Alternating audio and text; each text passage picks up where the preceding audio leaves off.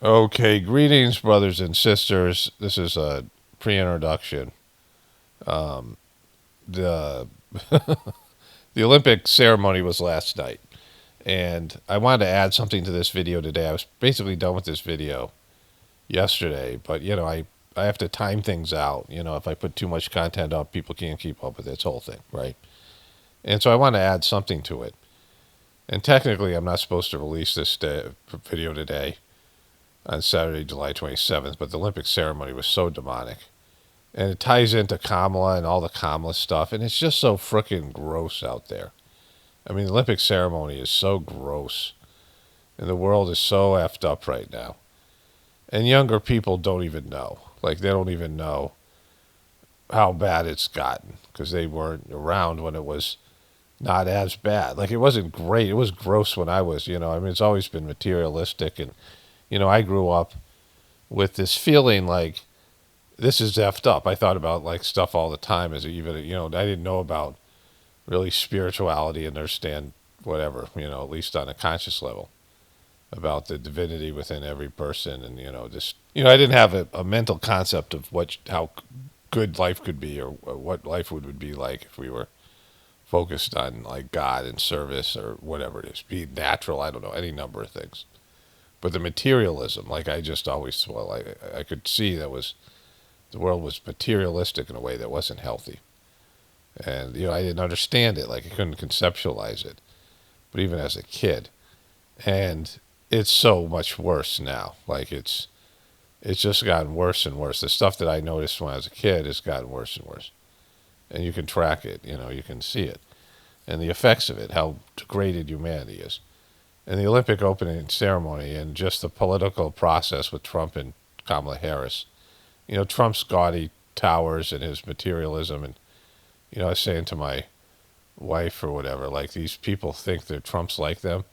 And he poops in a golden toilet. He has a toilet on a plane that's made out of gold. Like Trump had this plane and, this whole thing.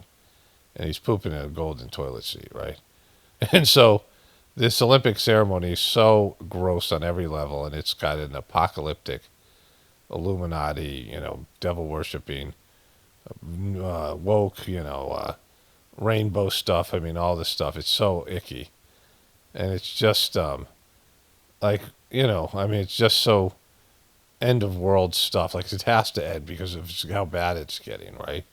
It's just getting so bad. I mean, gross is probably the word. And just, there was a spiritual gathering that I was doing and, coming off of that and just watching Kamala Harris be like Kamala and then seeing the Olympic thing last night. That was my Saturday yesterday. It was a nice day. I went out, did some work outside, but, just icky. So anyways, let's get to the regular introduction. There's one comment I wanted to read, too, that goes with my normal stuff here. Um, Let me see. I opened up my phone, and there was a comment there. That's like, there's always one comment every morning. And it's always, the comment will pop. And the person wrote, I saw a video pop on my feed and thought, I've watched him in years. I haven't watched him in years. Has he been posting? And I'm not subscribed. But no, I was still subscribed. Check the videos and saw you still posted. I don't know. And so, that's uh, just typical what's happening with YouTube. Anyways, let's get into the regular introduction. I'm going to show you the Kamala. I made a video about Kamala yesterday. And I wanted to add something today. And today it's going to be the Olympic opening ceremony. And all of it. Like, I'm going to cover it not in a way that I used to, but just in like a way that's like, come on, like stop, Anyways, here's the original opening. And I'll just want to add one thing here. At the end of it, they had this apocalyptic, this figure that was like the Grim Reaper, that a bunch of kids got into a boat with it, with the Olympic flame in the beginning after walking through, some sort of tunnels with skulls and shit in it, right? And so this creature ends up riding a horse, a horseman of the apocalypse. And Mike Tirico says, this represents the Olympic spirit.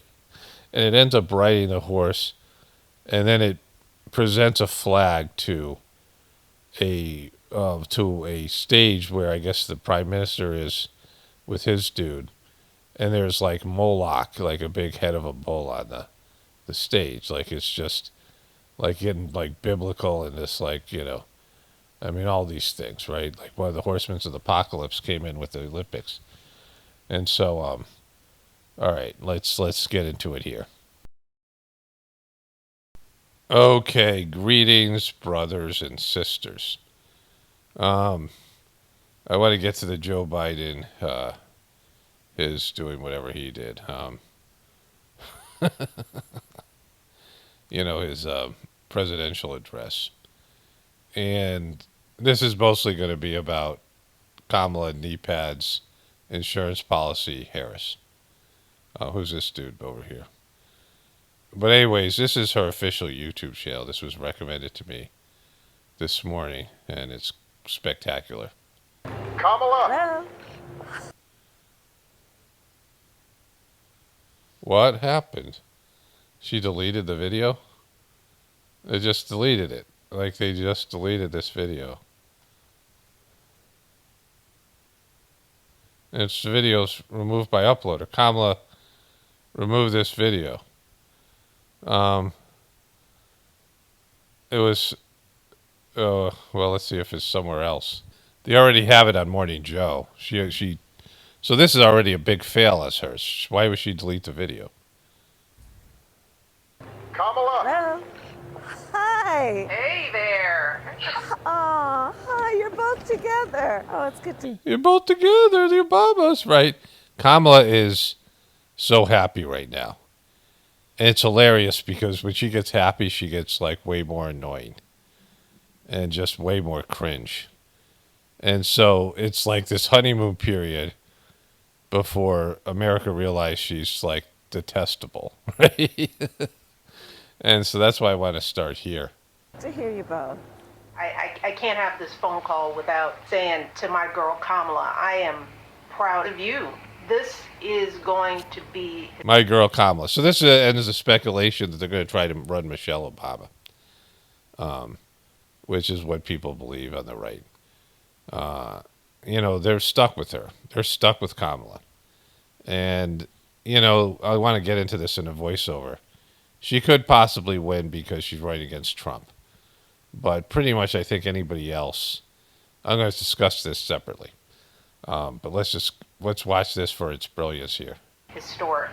We called to say Michelle and I couldn't be prouder to endorse you and to do everything we can to get you through this election and into the Oval Office. Oh, my goodness.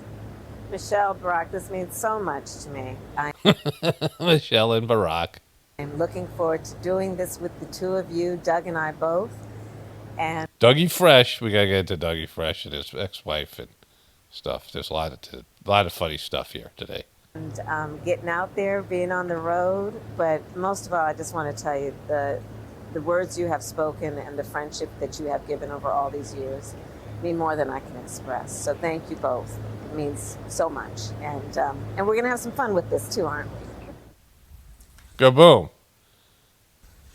Jen Palmieri, no surprise here. This is, of course, part of a coordinated rollout of endorsements. Okay, so there's this thing where where Barack Obama was kind of like, they were saying he's kind of embarrassing himself because he's going back and forth, saying he wants a transparent process, and now he's endorsed Kamala. And for whatever reason, Kamala just deleted that video. Like, it was up on her channel. It was recommended to me by YouTube, and she's deleted it, but they have it here and everywhere else. And so, why did she delete the video? And I don't know if that'll ever come out. But, just an epic fail. But let me do the voiceover about this whole thing here. Just a few things I want to address. And then we'll get back into all this. I have so many videos to talk about here. Okay, so let's get into this stuff here. I want to just first talk about the things I need to talk about in terms of shadow banning. There was a comment. Let me see if I can find the comment here. I want to also address the second shooter stuff here. So in terms of the shadow banning, there was a comment from one of my viewers saying that they thought that if I upload a video directly to public, that the YouTube gives notifications, and if I do it to private, they don't, and that's not the case at all. YouTube's default setting is unlisted, and so what happens is you upload a video, and YouTube goes through a processing, whatever they're doing with processing, and they also check the video for copyrighted content and for stuff that is, not monetizable. And so you have to pass through two sets of robot checks, and that could take an hour. Like some days it takes 24 hours, like something crazy like that. Like it's broken. Like it was taking 24 hours for them to process to see if there's any copyrighted material in there. And by that time the video was old, like if I'm covering something topical. So but that happened, like, I bet 10 or 15 videos last year, all of a sudden that, whatever. And I can't emphasize this enough. It's when they went to this, everything's going to be machine learning. I mean, that's the thing they call machine learning, where they're using AI technology and they're using algorithms and bots and things like this to categorize channels and make decisions about what you want to see and what you should see. Also, going against their own data that they're finding from you. That's why you have to recommend. You really have to say, "Hey, I really want to see this channel," almost to the point where you should complain to YouTube, right? And say, "Why you guys, I'm not going to use your app unless you guys recommend the channels and give me notifications from the channels." Of course, you will anyway because you have to, because you want to watch the content. But because they have this machine learning and all these things that they do it automatically. That's why people say shadow banning is. They look at a channel and they make it like a human is sitting there making the decision. Oh, this is a truther. Let's shadow ban it. It's not. They have all this stuff that they've put in place to promote the channels they want to promote, and your channel finds itself in a category. And then once they, stop notifying you, you don't go to that channel anymore. So then they unsubscribe you, and they say, "Oh, this person doesn't want anything to do with that channel," even though they're subscribed. It's because they're not notifying you, or you can't keep up with the content, right? They punish people who make a lot of content like me because people stop watching all the content because they can't keep up with the content, and then they stop getting notifications, and then they get unsubscribed. So there's all these factors that they do. It's built into the system, right? To screw, now even more so these independent channels. And so I had these talks with the algorithms, right, with the bots. And they said, "No, we're not shadow banning you." And then all of a sudden they started to, I gained subscribers in June. It's the first time I've done that. The channel's done that. It was like 120 subscribers. It's always been negative or zero. Like it's been, but I haven't gained any subscribers in a month in like 3 years. And so it's because they were shadow banning. And that's what's happening. So when you guys show interest in the channel by leaving comments, hitting the like button, doing the membership program, I mean, that's good for me on a couple levels. And you show that you're interested in seeing what's being shown here. And then you click on the links when they send them to you. Like that's another thing. When they recommend a video, click on it even if you don't watch it right away. Just so they know that, oh, these are, And so that's what you have to do. And also bookmark the channel.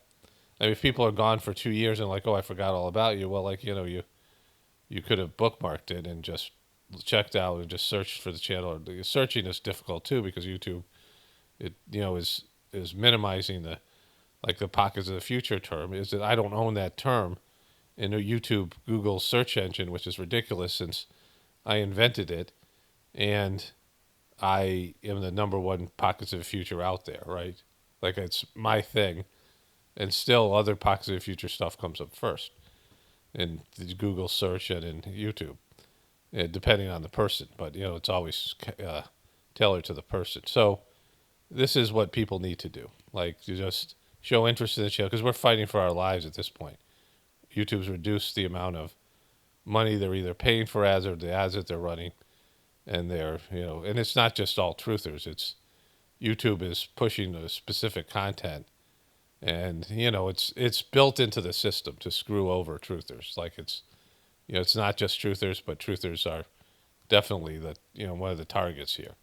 So with having said that, let's get into the Kamala thing. So Kamala is really unelectable because when you look at her clips, I'm like, oh my God, how I don't know how people can stand listening to her, because she's like the ultimate sort of fair weather friend. All these politicians go with whatever the wind's blowing, whatever direction the political winds are blowing, and they'll just morph into whatever they need to morph into, right? Like Kamala Harris came out and was for defund the police, and now she's got to deal with that, right? She said stupid stuff about that. She reacted, and she fell for things like Jussie Smollett. Remember, she fell for Jussie Smollett. I don't know if the I don't know if the Trumpers will remember that, but she backed Jussie Smollett, and like that was so obviously fake because that's the way the political winds were blowing, and that's what she thought she had to do, right? But more than even that, like she's just really unlikable and just really, really horrible as a person. Like she's unwatchable. She's just like, you're gonna see it. I don't know how many of these clips I can even get through. She's much worse than Biden, which was fun to watch him gaffe. Much worse than Trump, who's fun to watch him say like stupid stuff.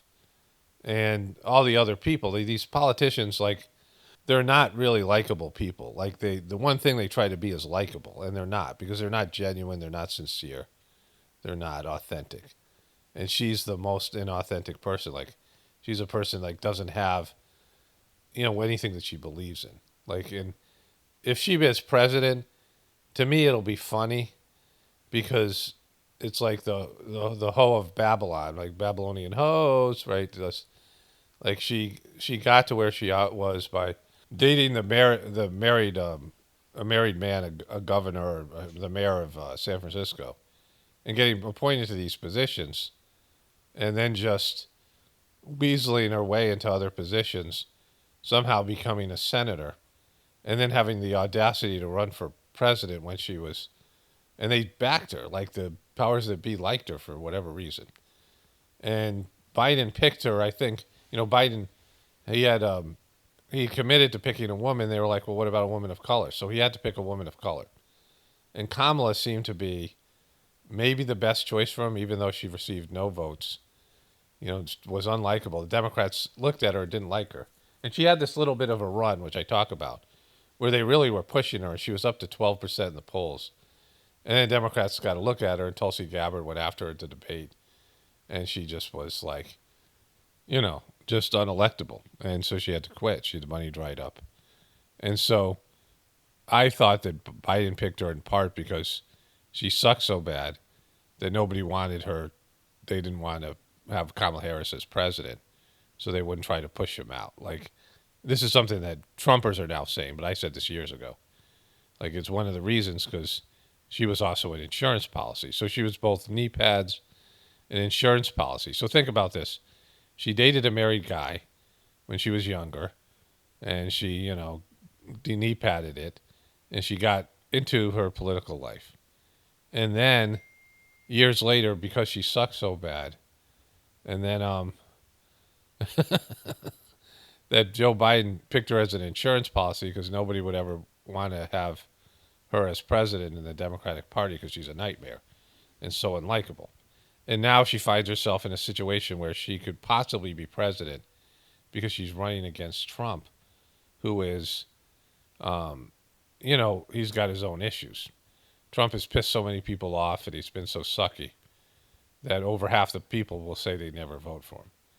And so she has an actual chance to win against Trump, where she would, if she went through the democratic process, she would lose the primary. Because if the Democrats had other people to choose from, they would choose them. And now she's put herself in a position, given the late hour of the day. I think they did this on purpose because if she was, in a primary, she would be last.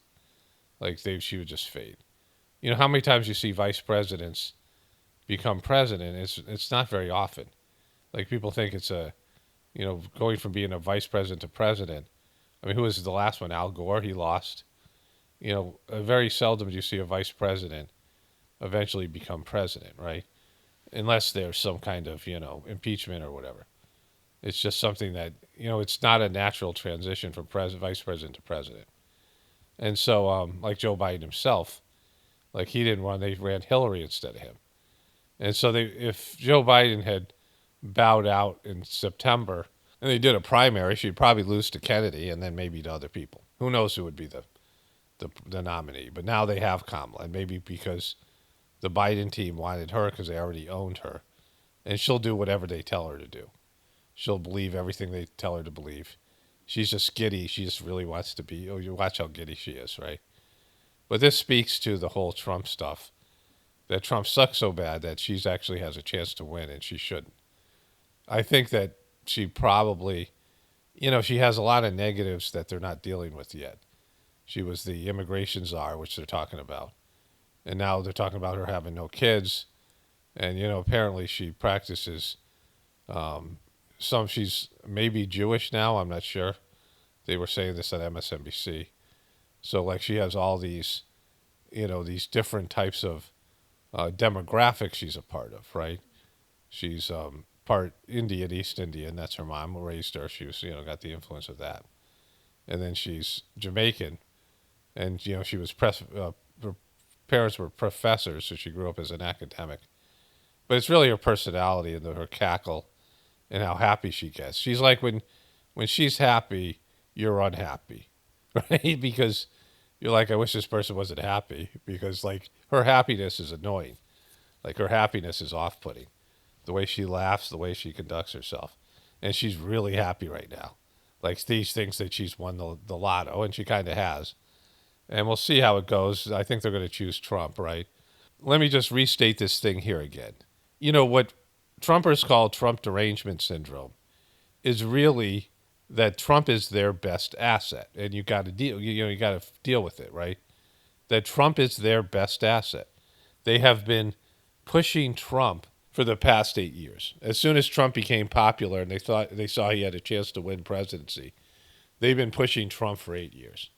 And again, it's something I don't know if any other people are picking up what I'm saying here, but it's so obvious. It should be obvious if you watch MSNBC and if you watch CNN and if you watch, you know, other mainstream news that isn't Fox, and then you watch even Fox in their way, and if you watch the Democrats, all they ever do is talk about Trump. I had a video in which Biden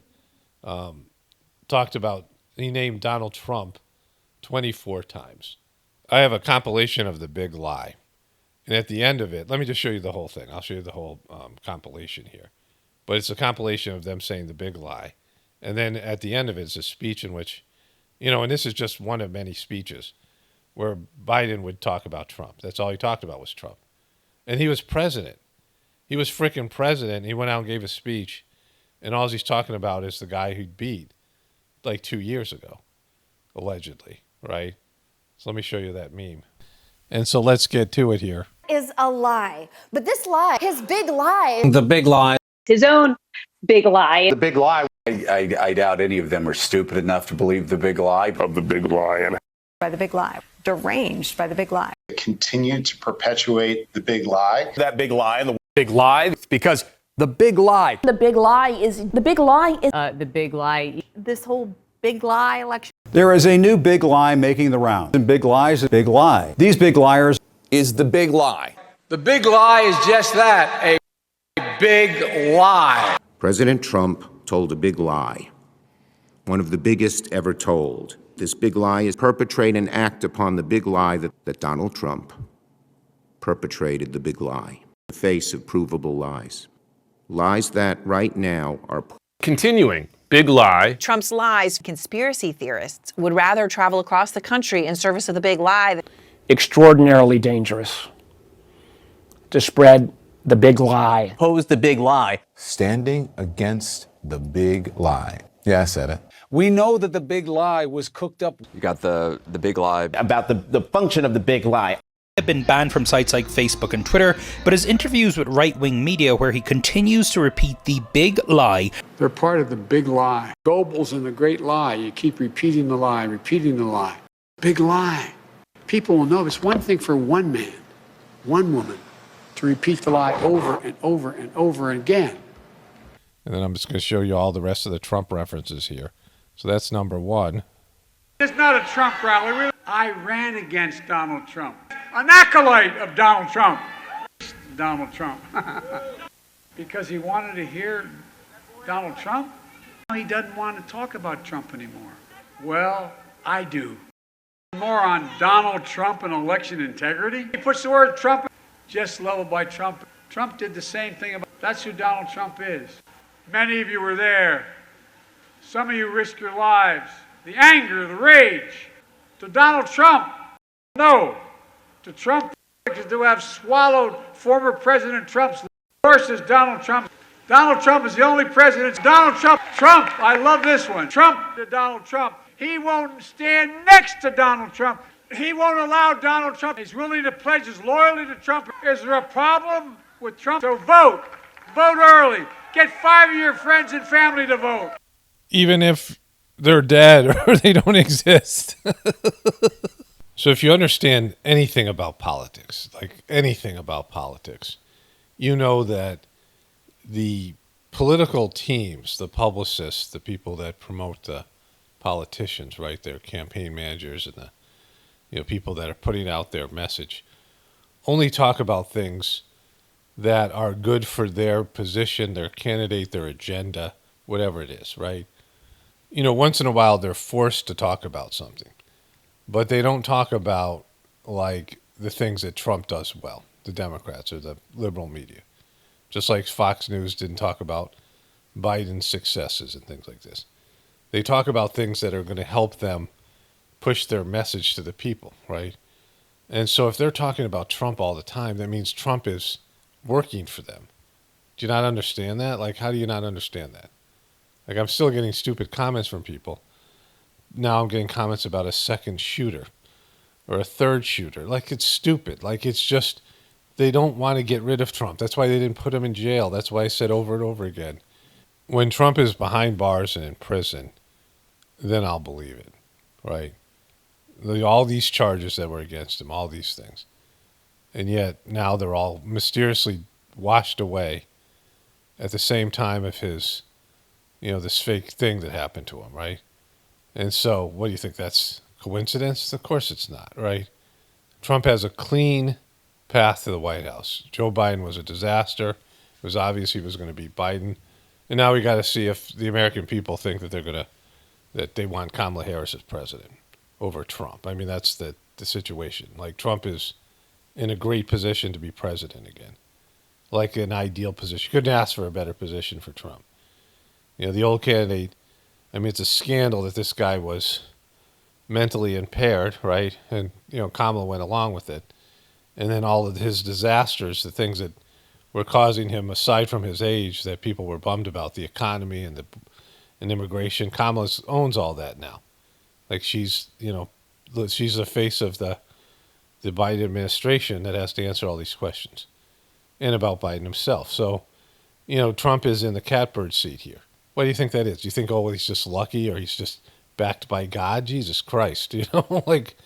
Second shooter, Paul. No, you're not. It's silly. Like, it's silly.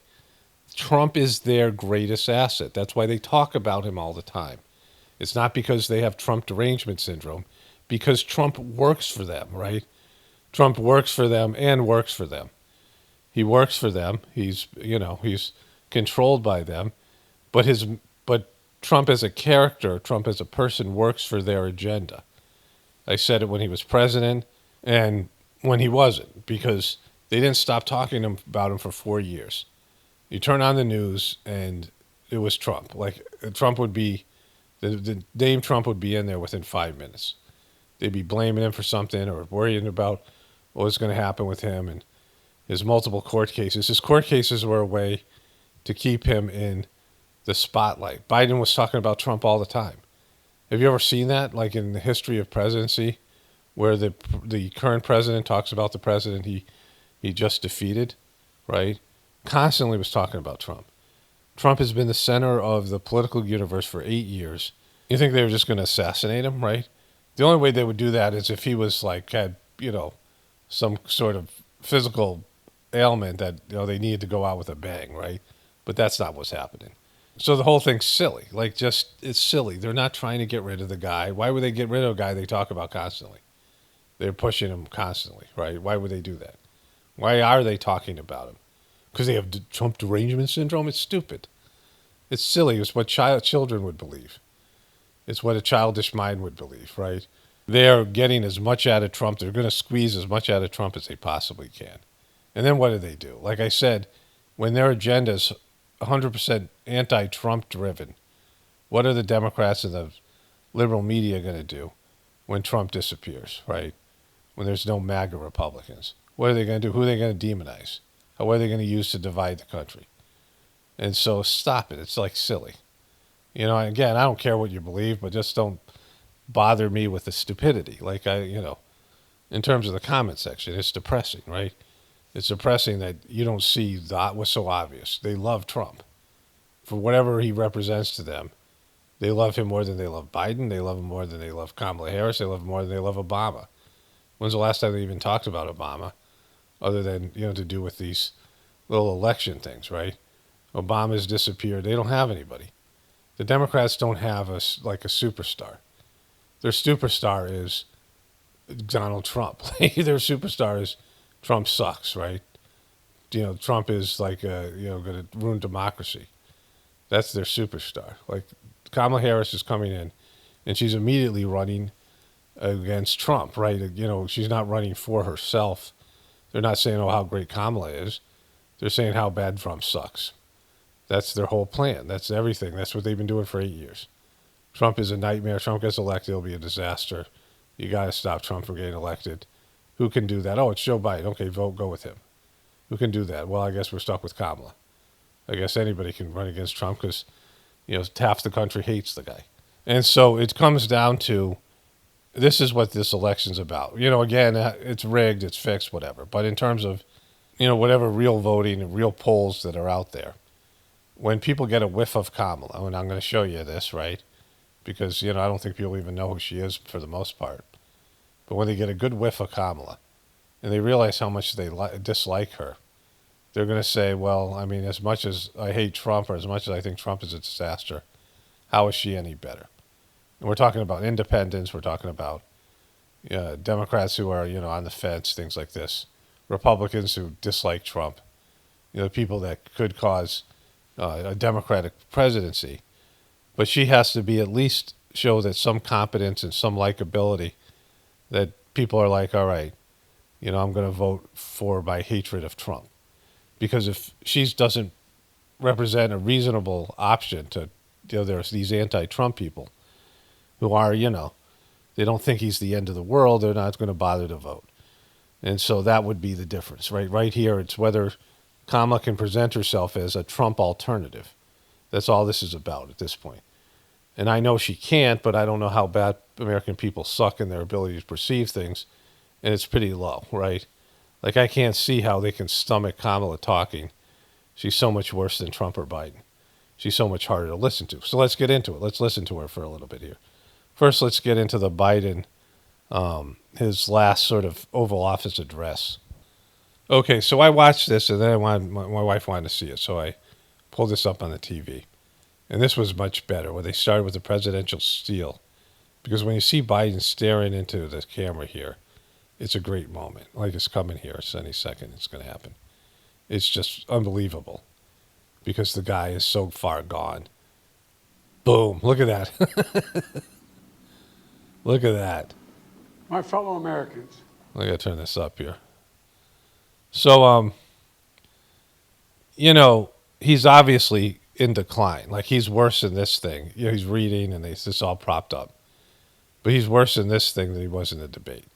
This is the easiest thing for him to do. He has an office of no people. They might have done multiple. I mean, they did this live, but who's to say, right? People are saying that this is not the real guy, whatever. It seems like the real guy, because why would they present somebody this bad?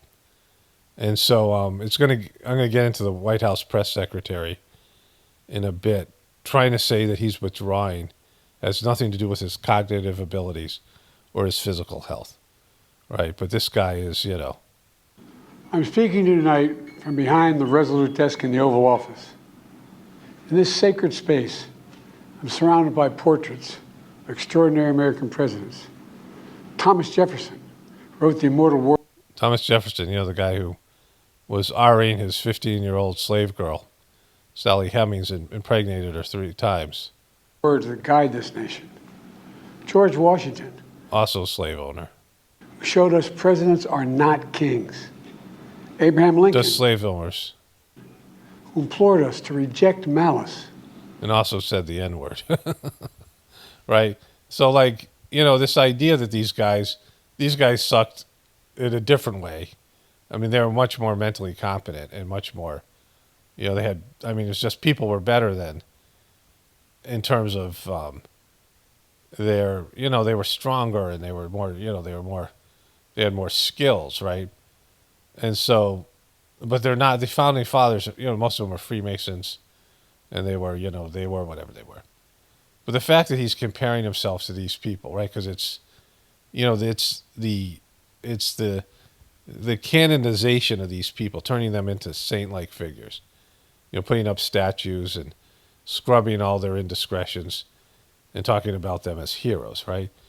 And this guy is, this is about legacy, and he should have none. Franklin Roosevelt, who inspired us to reject fear. I revere this office. See, he can't pronounce words anymore. I love my country more. It's been the honor of my life to serve as your president. Serve. So he's a service person. But in the defense of democracy, which is at stake, I think is more important than any title.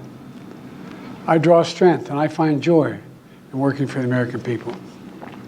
But this sacred task of perfecting our union is not about me. It's about you. It's about you. It's not about me. They pressured you. You wouldn't withdraw. They weren't even telling you the first of all. The most truthful thing I heard was from Morning Joe. Morning Joe, he watches Morning Joe, and they regularly talk. He talks for hours with late night calls with Biden, Joe Scarborough. And so they're friends. And he said, on the Morning Joe show, they said that his campaign people finally told him how bad it was. And he had no idea. That's why in interviews he was clueless to where these questions were coming from. And he doesn't watch TV. He's completely isolated.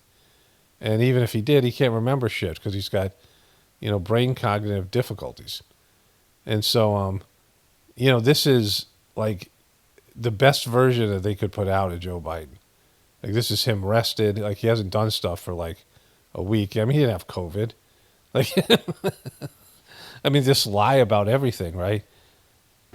Your families, your futures. It's about we the people. And we can never forget that. We can never forget that. I forgot it for a little bit. Now I remember. And I never have. I never have. I did, but I don't. I've made it clear that I believe America is at an inflection point. One of those rare moments in history when the decisions we make now will determine our fate of our nation and the world for decades to come. That's always the case. It's never that. Your decisions you're making now are going to make your future. The things that you've done in the past have created your present. Your present circumstances created by your decisions that you did, whatever you did in the past. Thoughts, actions, things like this, right? Your circumstances now are based in what you were, I've said before, Tuesday Paul is screwing over Thursday Paul, right? I was doing these hair clippers. I decided not to charge the hair clippers, meaning I was going to have to do it at a later date. Think about the number of times you do something where you're kicking the can down the road and making a future version of yourself. But in, 2 weeks have to deal with something you don't deal with now, or creating a problem now that you're going to, that in the future you're going to have to deal with, or doing something good, doing some, whatever it is, eating healthy and doing things that are good for your system that is going to benefit you in the future, right? This is how life works. And so America's going to have to choose between moving forward or backward. forward or backward? Said the guy who's leaving because his brain is deteriorated. The guy who's a career politician has been in public life for like 50 years. He's been a politician for like 50 years. Between hope and hate, between unity and division, we have to decide, do we still believe in honesty, decency, respect? So yeah, you're saying you're the voice of honesty. Like, it's just so bad. But like, he's just gone. You know, again, this is them. I mean, this is his big moment. Freedom, justice, and democracy. In this moment, we can see those we disagree with not as enemies, but as fellow Americans. Can we do that? See, like, he couldn't even read it correctly. Does character in public life still matter? I believe I know the answer to these questions because I know you, the American people. And I know this: we are a great nation because we are good people. Okay, this is just so, it's like, let's just go forward here. Fellow Americans, it's been the privilege of my life to serve this nation for over 50 years. Nowhere else on earth could a kid with a stutter from modest beginnings in Scranton, Pennsylvania, and Claymont, Delaware, one day sit behind the resolute desk in the Oval Office as President of the United States. But here I am. Here I am, but I'm not going to be here long. That's what's so special about America. We're a nation of promise and possibilities, of dreamers and doers. Dreamers and doers. Of ordinary Americans doing extraordinary things. I've given my heart and my soul to our nation, like so many others. Okay, so it was bad. There's multiple little minor gaffes. But the big thing here now, Trump is doing what I said, because I remember this rule or law. Like, it's funny how, like, people don't talk about stuff, and I talk about it here. And then the mainstream media gets to it. Like, I mean, this is something I had a memory. I wasn't even sure of it. But there's a law, and I forget what it was, but they just said the name of the thing, right? I forget the exact name of it. But it's like fair, presentation, something like that. I think I have a video about it here coming up. But the president or the sitting incumbent, like a governor or somebody, can't use this type of address politically. And he does. He talks about Kamala Harris here. And then Kamala Harris is out there with Netanyahu, which is a whole nother thing we should get into. Because she's like acting like president now all of a sudden. But because she's, there isn't a real president. They're just, they're just figureheads at this point. Especially this guy. But you can't do this. You can't break into network television and have one of these addresses and then make it political. So the networks then have to give Trump this amount of free airtime, where he doesn't have to pay. This is free advertising for the Democrats, right? And so Trump and his team finally got on this because they've been doing this now for like weeks, where Biden would come to an official statement, even after the Trump shooting, and get free airtime that he doesn't have to pay for, and gets to promote his political agenda. So that happened. So here it is here. Trump and his campaign sent a letter to ABC, NBC, and CBS on Tuesday demanding that Mr. Trump be given equal airtime. Mr. Biden is expected to address his decision to end his re-election campaign and outline his plans for the rest of the time in his office. And so he's been doing this. I mean, he did it when Trump got shot, and he had these Oval Office addresses where he campaigned for president, or now he's campaigning for Kamala. And that's not supposed to happen, right? So this is what I was talking about. I don't know why they waited for this one to come out against it, because Biden got free airtime for 3 or 4 major news conference, press conferences, things like this. And Trump was just sitting back and letting him do it because this was when Biden was under fire. But still, it's, he would have time on network TV in the middle of prime time. Again, doesn't mean what it used to be when I was a kid, right? This was a bigger deal when I was a kid. Okay, so look at how happy she is. This is her first presidential rally. So she shows up in Wisconsin and has her first political rally. And, she's been talking about how Joe Biden's so great and, no, I'm behind him 100%. Look at how giddy she is. Like, she thinks she's won the lotto here. Let's listen in on Vice President Kamala Harris. Thank you.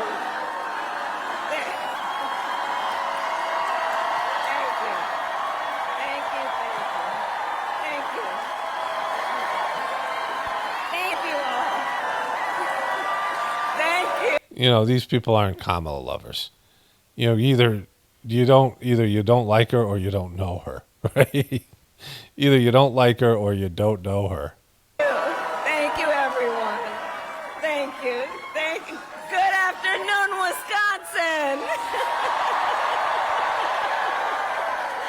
Like, her happy makes you unhappy. Like her happiness is infectious. Most happy people, they make other people happy. When she's happy, you're like, oh, she's happy, I'm unhappy. Like, she makes you unhappy by her happiness.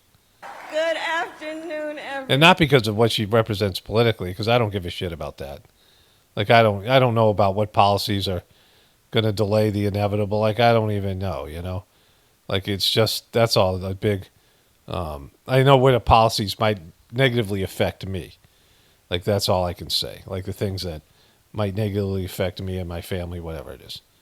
But in terms of the American policies, and you say, well, close the border, all these things. I don't know. Like, I don't know what's going to happen. I don't know what will delay the inevitable collapse, which is good. It should collapse, right? And so I don't have any real feelings about that. In terms of what the Republicans believe and what the Democrats believe, there are certain things that are immoral and whatever, degraded. But for the most part, like, I'm just over all that stuff. I'm just talking about who these people are as people. And Kamala Harris being happy makes other people unhappy, right? Like, it's just annoying. Her happiness is annoying.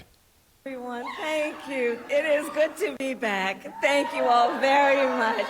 Can we please hear it for Leah and her extraordinary story and leadership? Woo, Leah, success, woo. And I do believe our teachers do God's work. They teach other people's children, and God knows we don't pay them enough. She's like a sloppy drunk that's loud.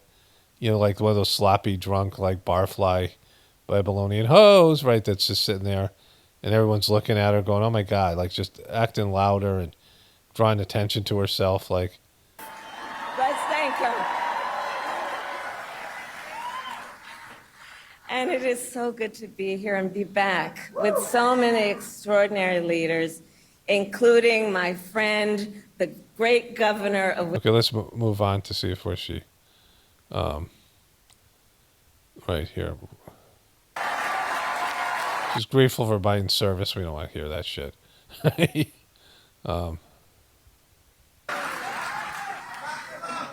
But let's also make no mistake, this campaign is not just about us versus Donald Trump. This campaign is about who we fight for. Yeah, woo! I guess it's a little bit Trump stuff here.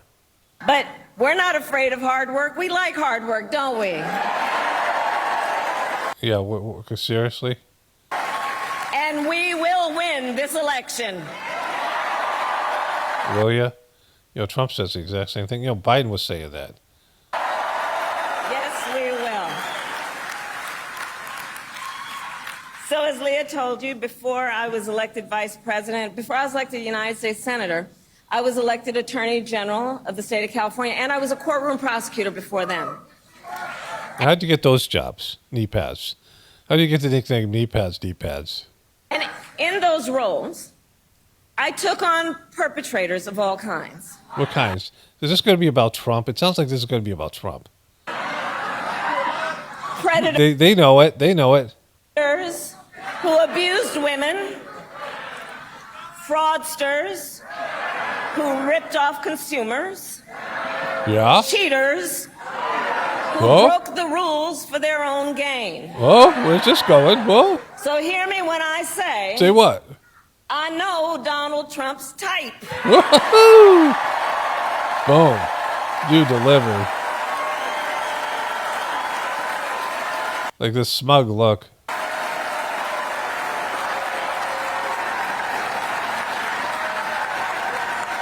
She has a very nasal thing that's going on there.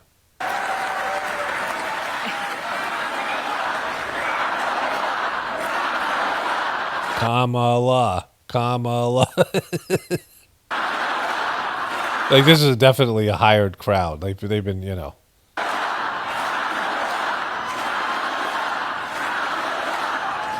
And in this campaign, I promise you, I will proudly put my record against his any day of the week. Boom. She's doing it. All right, so the mainstream media, MSNBC and CNN and whoever else, you know, she's getting a little bit of a bump, which you're going to get. You know, she gave Joe Biden a bump, right? When he I think I already made that joke. But she was going to get, you know, some love, right?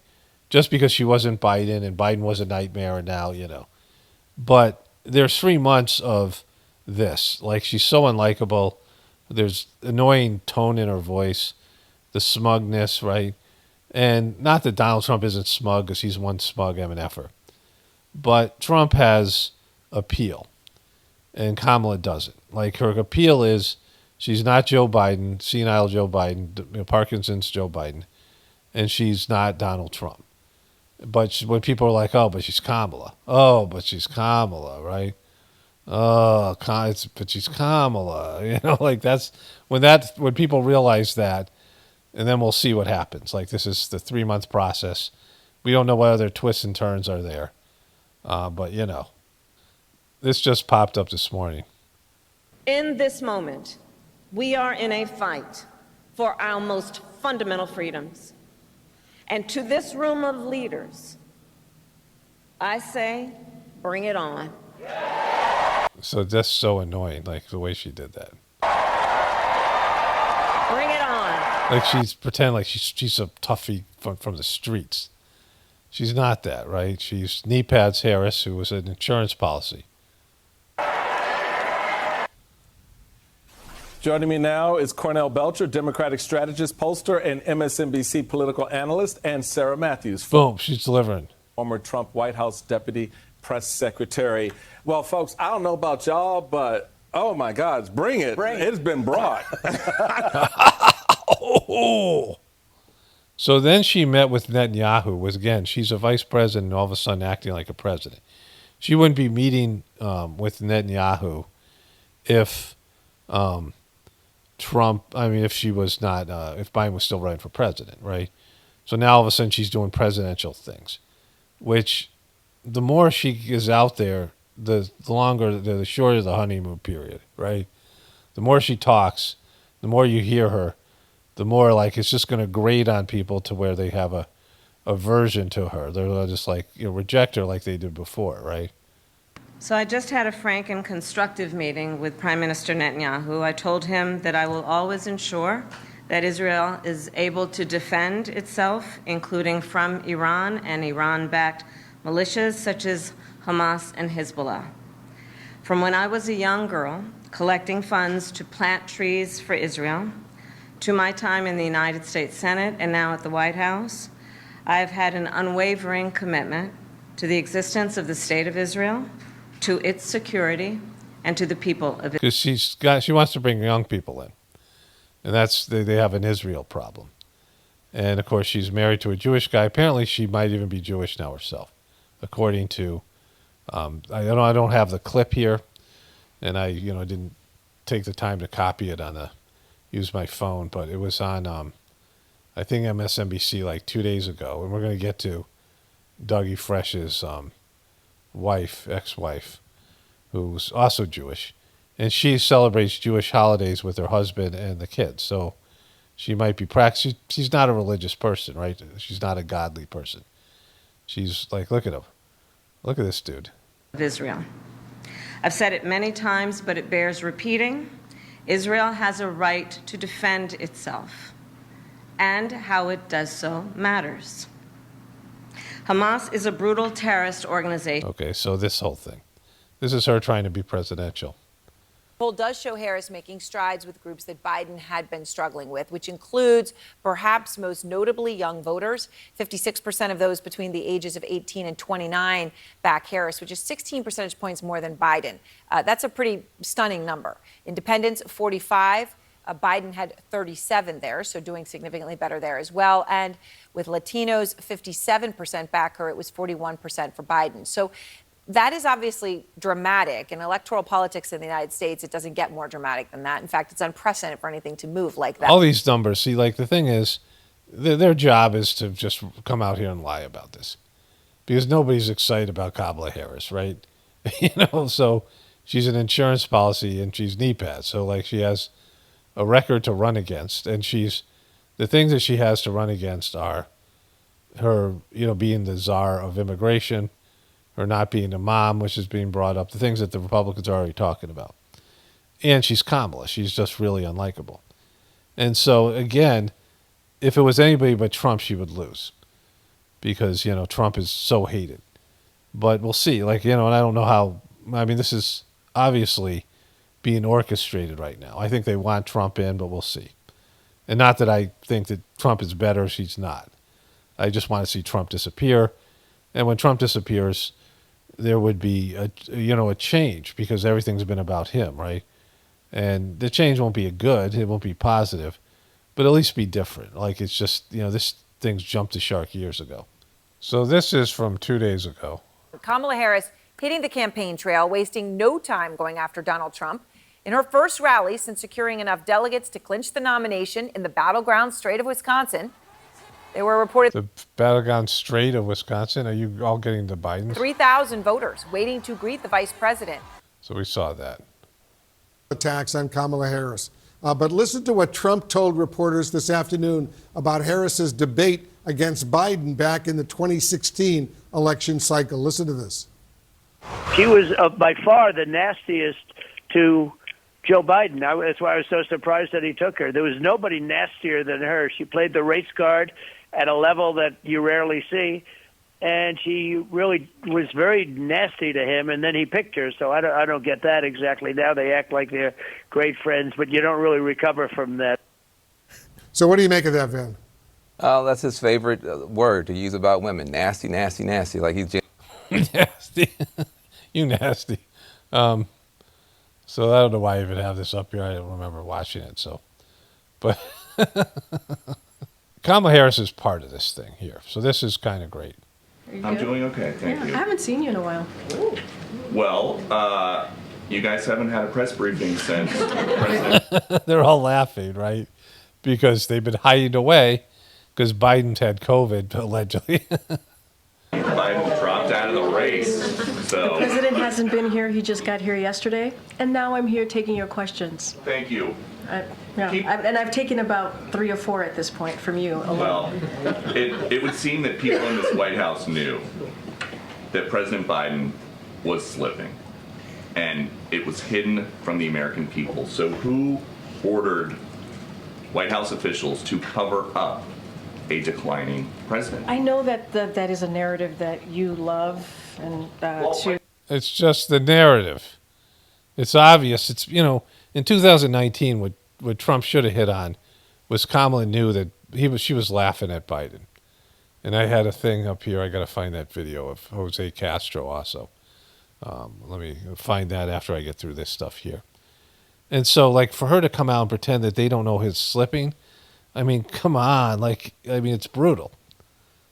No, wait, 10 days. hold on. He did a press conference at NATO. I'm in it. There's all these things that I need to finish. And then 10 days later, I'm dropping out. Okay, wait, you're asking me 2 multiple questions here. Let me, wait. Two multiple questions. First of all, there's been no cover-up. I want to be very clear about that. I know that's the narrative that you all want. Wait, no, you can't. Okay. I've been with President Biden for 5 years. Are you going to let me answer the question? Would you at least admit that the debate was not just a bad night? Wait, can I answer the question? Yes. All right. Are you sure? Yes. Okay. She's really obnoxious. And he sucks. I don't like him, but Jesus. To your first question, it is not a cover-up. I know that is the narrative that you all want. It is not. I'm going to say this again, and you're going to hear directly from the president. I hope you listen tonight. I think it's going to be incredibly powerful and important. The Oval It wasn't. It was not either of those things. Office, presidents, as you know, when they make speeches from the Oval Office, it's because there are important moments that they want to directly make sure that the American people hear from them. And it's obviously going to be done in prime time. I would listen to the president. And then what I will say is that it is not easy making a decision that the president made on Sunday. It is just not. It's just not easy. It is not. And as you all reported, it is historic. It is unusual. It's historic. Yeah, the guy has Parkinson's. This is not the norm. And making a decision like that for someone who has been in public service for 54 years, U.S. Senator for 36, President to Vice President to President Obama for 8, and now a first term as president himself. These are not easy decisions to make. They're just not. And so the fact that he was able to make that decision in a selfless way, that's admirable. He believes that it's best for the country that he not be in the Oval Office for another 4 years. How can you assure the American people that he's up to be in the office for the next 6 months? Well, first I would say is that, and I've heard these suggestions out there. This is not an answer to you. This is an answer to the suggestions that I've had. I've heard about him resigning from office. We believe, and any suggestion of that note is ridiculous. It is not what... It's ridiculous. It's ridiculous to say that the fact that he's withdrawing from the candidacy because 70% of Americans think he shouldn't be president again, and he shouldn't be president now. And those are good. Those are numbers that the Republicans started to say change their tune when they realized they wanted Trump to run against this guy. And so they started to, the polls are jaded because the polls are skewed because of that, right? And so the majority of Americans see this guy as too old and has cognitive difficulties. And that's just the dopey American people, right? Like, we believe the president, I just laid out what the president has been able to do in almost 4 years, and it's been successful. He's been able to do more, again, than any president has been able to do in 2 terms. He's been no able way. He's doubled up his presidency. To do that more in 1 term. And he wants to finish the job that he started and delivering more historic results for the American people. And look, he didn't step down from campaigning or from running because he didn't believe he can serve in a 2nd term. That is not why. And what I would say, as I just finished my opening, I would say tune in. Tune into what he has to say tonight, and he will lay that out for you all and the American people as to why he made that decision. So you're saying he believes that he's capable of serving another 4 years, but he just doesn't believe that he can win another 4 years? I will let the president speak. It's brutal. Like, it's stupid. For himself. And so today, the president believes that he is fully capable of serving in the office that he currently has now and for the next 4.5 years if he wanted to. Absolutely. And let me just quote from what he said on Sunday in his letter. He said, "It is in the best..." Okay, so, like, it's silly, like, just ridiculous that they would be still saying the guy isn't breaking down mentally. Like, everybody knows, like, he is. And it's just, like, we all see, right? It's the same thing with Trump saying there was blood on his hands when there wasn't. Like, we can see it. We see the video. They're just lying about videos that, like, everybody saw, right? We've seen the video evidence. We've seen the guy. Doug Emhoff's ex-wife. Okay, now why do I mention her? Because why do you? She is coming to Kamala Harris's defense. No way. In an extraordinary statement to CNN, Kirsten Emhoff, who is the mother of Harris's 2 stepchildren, responded to attacks like this one against Harris. We're effectively run in this country via the Democrats, via our corporate oligarchs, by a bunch of childless cat ladies who are miserable at their own lives and the choices that they've made. Kaboom. Kirsten Emhoff telling our Sunland Sarfati, and I quote her, "These are baseless attacks. For over 10 years, since Cole and Ella were teenagers, Kamala has been a co-parent with Doug and I. She is loving, nurturing, fiercely protective, and always present. I love our she's not blended family and am grateful to have her in it." Okay, so since they were teenagers. So Kamala Harris comes in, marries Dougie Fresh, and he has 2 teenage daughters. So she's never had kids, right? Kamala Harris has no kids. And these, teenagers have already been raised.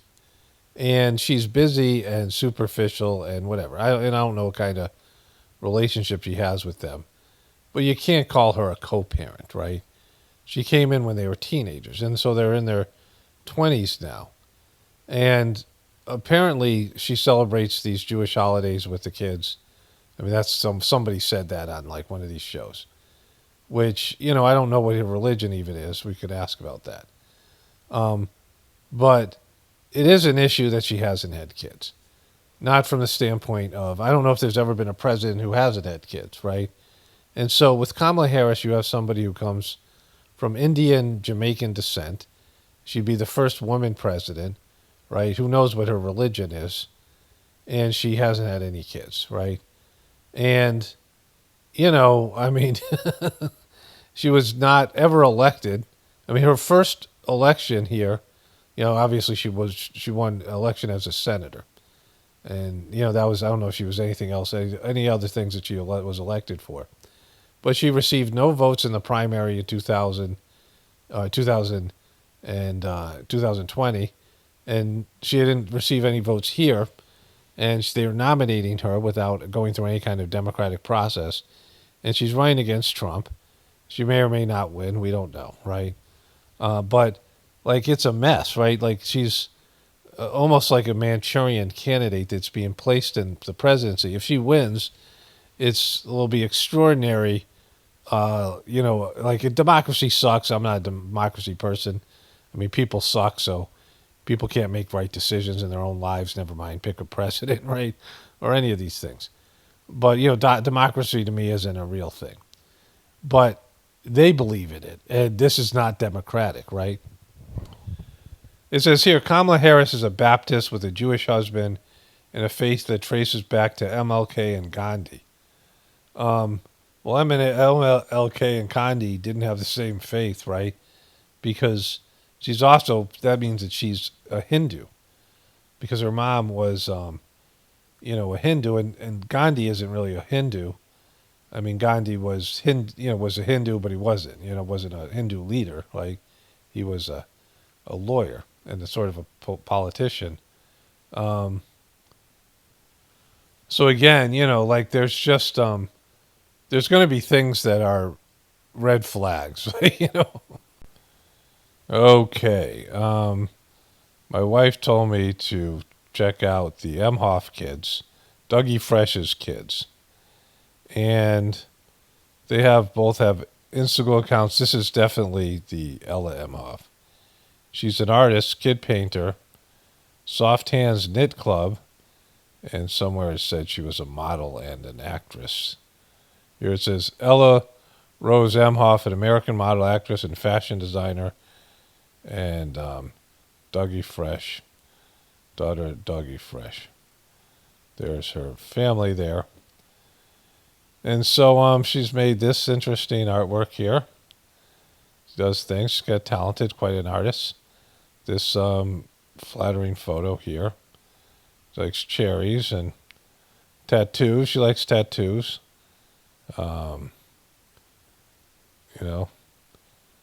really enthusiastic. Puts wool on top of her head. Look at this dude here, same person. Notice anything missing here? So here, some Georgia O'Keeffe stuff here. There's no Kamala.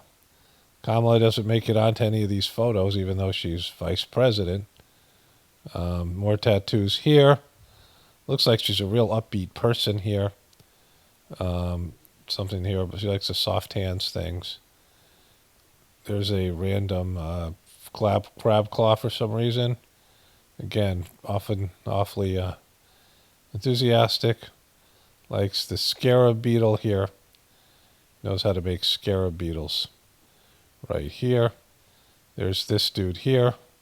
Guess it's the same person. Is that a knife in the middle of a burger? So there's that. It must be back when she was, I don't know, dying of something.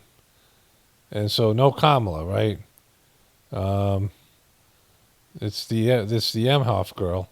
Who's this dude here? Same person. Okay, so this is Emma Emhoff. Again, not one picture of Kamala here, or even her dad, Dougie Fresh. How could you leave Dougie Fresh out of the equation? Here she is getting jiggy with some crochet. And then there's Cole Emhoff. What does it say about him? I don't know. There's no explanation about what he's all about. This seems to be his Instagram page. And again, no Kamala. I mean, you know, is that his wife that looks a lot like his sister? So this is the Emhoff kids, and they don't appear to be very family-oriented in terms of their famous stepmother and now running for president. Okay, a couple of memes here. This is what, you know, Kamala's voice, and this is Hillary Hillary wanted to decap Kamala. So speaking of red flags, this is the debate here, right, with Kamala and Cory Booker went after Joe Biden, and Julian Castro, who was one of the first people to say Biden had to go because of his mental breakdown, went after him here. We owe a debt of gratitude to President Barack Obama. Of course, I also work for President Obama, Vice President Biden, and I know that the problem with your plan is that it leaves 10 million people uncovered. No way. Uncovered? On the last debate stage in Detroit, you said that wasn't true. When Senator Harris brought that up, there was a fact check of that, and they said that was true. You know, I grew up with a grandmother who had type 2 diabetes, and I watched her condition get worse and worse. But that whole time, she had Medicare. I want every single American family to have a strong Medicare plan available. If they choose to hold on to strong, solid private health insurance, I believe strong is the word here. They should be able to do that. But the difference between what I support and what you support, Vice President Biden, is that you require them to opt in. And I would not require them to opt in. They would automatically be enrolled. They wouldn't have to buy in. That's a big difference. Look at how confused he looked then. Look at the lines on his head, right? So he was confused then, right? That was the look. You look at him. Oh, because Barack Obama's vision was not to leave 10 million people uncovered. He wanted every single person. Say it, Joe. Say it. Freaking say it, bro. In this country covered. My plan would do that. Your plan would not. They do not have to buy in. They do not have to buy in. You just said that. You just said that 2 minutes ago. You just said 2 minutes ago that they would have to buy in. You said they would have to buy in. Have to buy in. If she qualifies for Medicaid, are you forgetting what you said 2 minutes ago? Be in for it. Are you forgetting already what you said just 2 minutes ago? They're already, and now he said he has to ask Bernie for help here. I mean, Bernie's explained to him what's up. Like he's confused. That you said 2 minutes ago that they had to buy in, and now you're saying they don't have to buy. You're forgetting that. I said anyone like your grandmother who has no money. We need a healthcare system. You're automatically enrolls people regardless of whether they choose to opt in or not. If you lose your job, for instance, his healthcare plan would not automatically enroll you. You would have to opt in. My healthcare plan would. That's a big difference. I'm fulfilling the legacy of Barack Obama, and you're not. I'll be surprised to him. Boom. So they were like, you know, he was senile then, right? So this is a flashback to a couple weeks ago. Actually, exactly 2 weeks ago, when Kamala Harris was defending Joe Biden. We have a very bold and vibrant president in Joe Biden. But a majority. Wait, so he's going to. Majority of Americans, a majority of Democrats, according to our new poll, say they don't want President Biden to run again. What do you say to them? I'm happy as shit because I know my time's coming, and I'm going to celebrate, and I'm going to be really happy, and it's going to annoy everybody. I'm going to lose, and I'm not going to know why. I mean, George, I think that age is more than a chronological fact, to be very frank with you. It's about... be very frank with you. It's about so much more than it is. Thinking about whether we have in our leader, which we do in Joe Biden, somebody who is bold. I mean, think about it. So bold. Like, that guy's bold. He walks around with no pants on and his diaper, It's just when we're in private, he's just so bold. And in Joe Biden, we have a president who is probably one of the boldest. He's boldest. She's saying that because she wants the people to hear the oldest, right? Because boldest is oldest with a B in front of it. And strongest American presidents we have had in his response to the needs of the American people. But he is an extraordinary leader, and I wish that people could see what I see, because there's only one person who sits behind that resolute desk. You're 58 now. If you win a second term, as you and the president are running to do, he would be 86 at the end of it. The Wall Street Journal had a poll showing 2/3 of Democrats say Joe Biden is too old to run again. He's too bold, not too old, too bold. Are you prepared to be commander-in-chief? Yes, I am, if necessary. But Joe Biden is going to be fine. And let me tell you something. I work with Joe Biden every day. The work that under Joe Biden's leadership, our administration has accomplished. Okay, so you get the point. Okay, so I I watched the Olympic opening ceremony last night. Today's Saturday, July 27th. I'm going to get this video up hopefully today. And I want to add those things in a bit. I have a whole voiceover I did about this, and then I'm going to put the Olympic ceremony at the end, which I'll say at the beginning of this video. But there are two more clips from Kamala that have a little tie-in to the Olympics. I mean, this is all tied in because it's all demonic and all, part of the same thing. So the first one is this. I asked Kamala Harris who she'd pick for her running mate, and she told me. If you could have anyone, living or dead, as your perfect running mate, who would it be?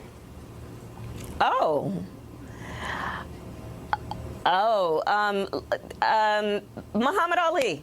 Ooh, Muhammad Ali. How you like that? I love it because it's really stupid. How do you like that? How did you get Muhammad Ali? Muhammad Ali had some redeeming qualities, right? But what are you talking about, right? Muhammad Ali as your running mate? What, you need like a bodyguard? Like what would he bring to the political field? It's like she was caught off guard and what about like Jesus?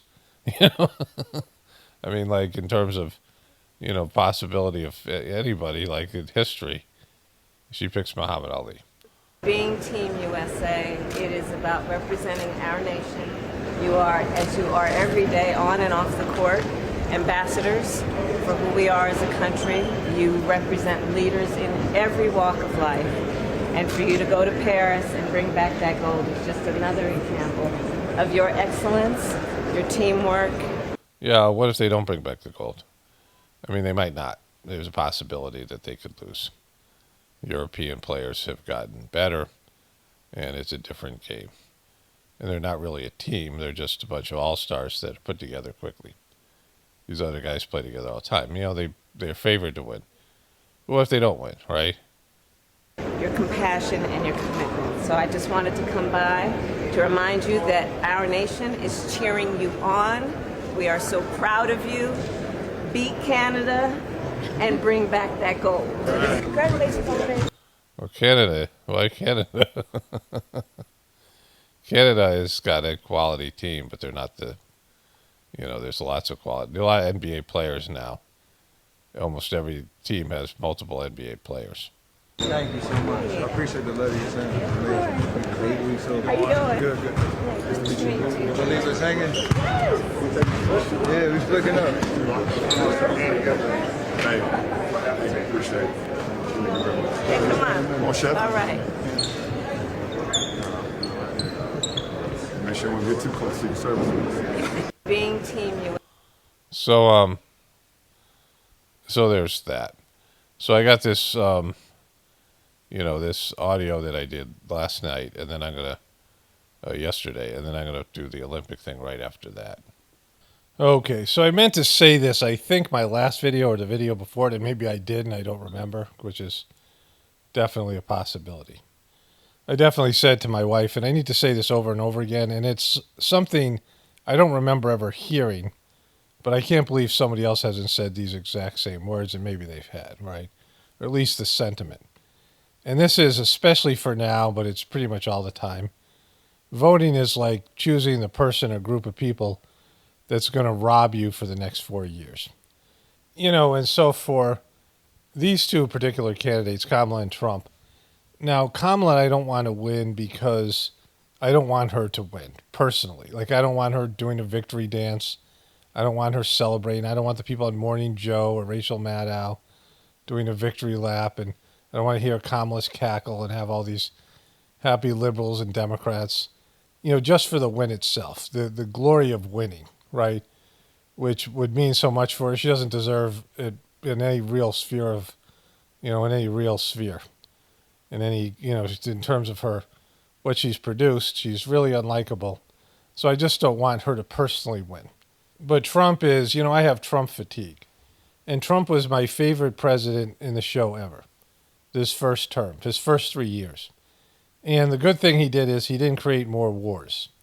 He didn't go on with those illegal wars, which speaks to something, at least there's something. And that's a big deal. Like, that's a big thing. But the way he got worked on COVID and the way he got worked on the election and everything he's done since then, and now with the Band-Aid, Ketchup Gate and Band-Aid Gate, it's, he just needs to go.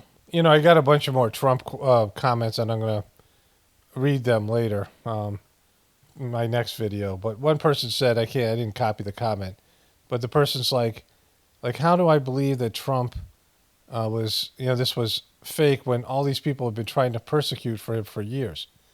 Well, they haven't persecuted him, right? I mean, they've, said things about him, which, he's been doing that to everybody. He's highly insulting. But they haven't gotten him in any way. Well, he lost the election, whatever that is, right? But other than that, no jail time, no impeachments, no real assassination thing. They really haven't persecuted him at all, right? I mean, just enough to use him as a, as an asset. And so it's silly to think that what you're seeing in the so-called show is real, like in any capacity. And I'll get into that more because there's other goofy comments. But for all you people who think that Trump is going to be a win for you, yeah, you'll celebrate on election night, but not like it was in 2016 because of just the way he is. Operation Warp Speed and these other things. But you might love Trump and celebrate, sure, whatever. But as soon as Trump sets foot in that White House, they'll be pushing their crappy agenda through. It will be, there'll be riots, there'll be all kinds of things. They will radicalize the left even more, and it'll just be 4 years of hell. Trump will be, more of a lame duck than he was before.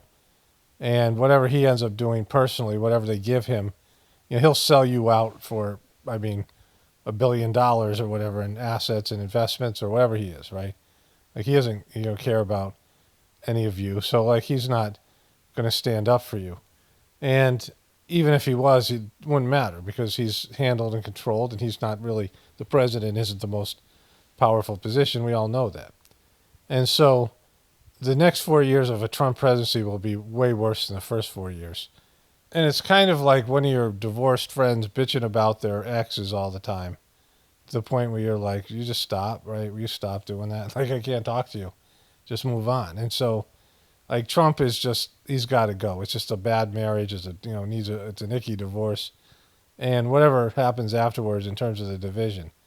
I mean, Kamala will be a nightmare for the right, and, there might be some level of animosity and protest, but nothing like you'll see from the left.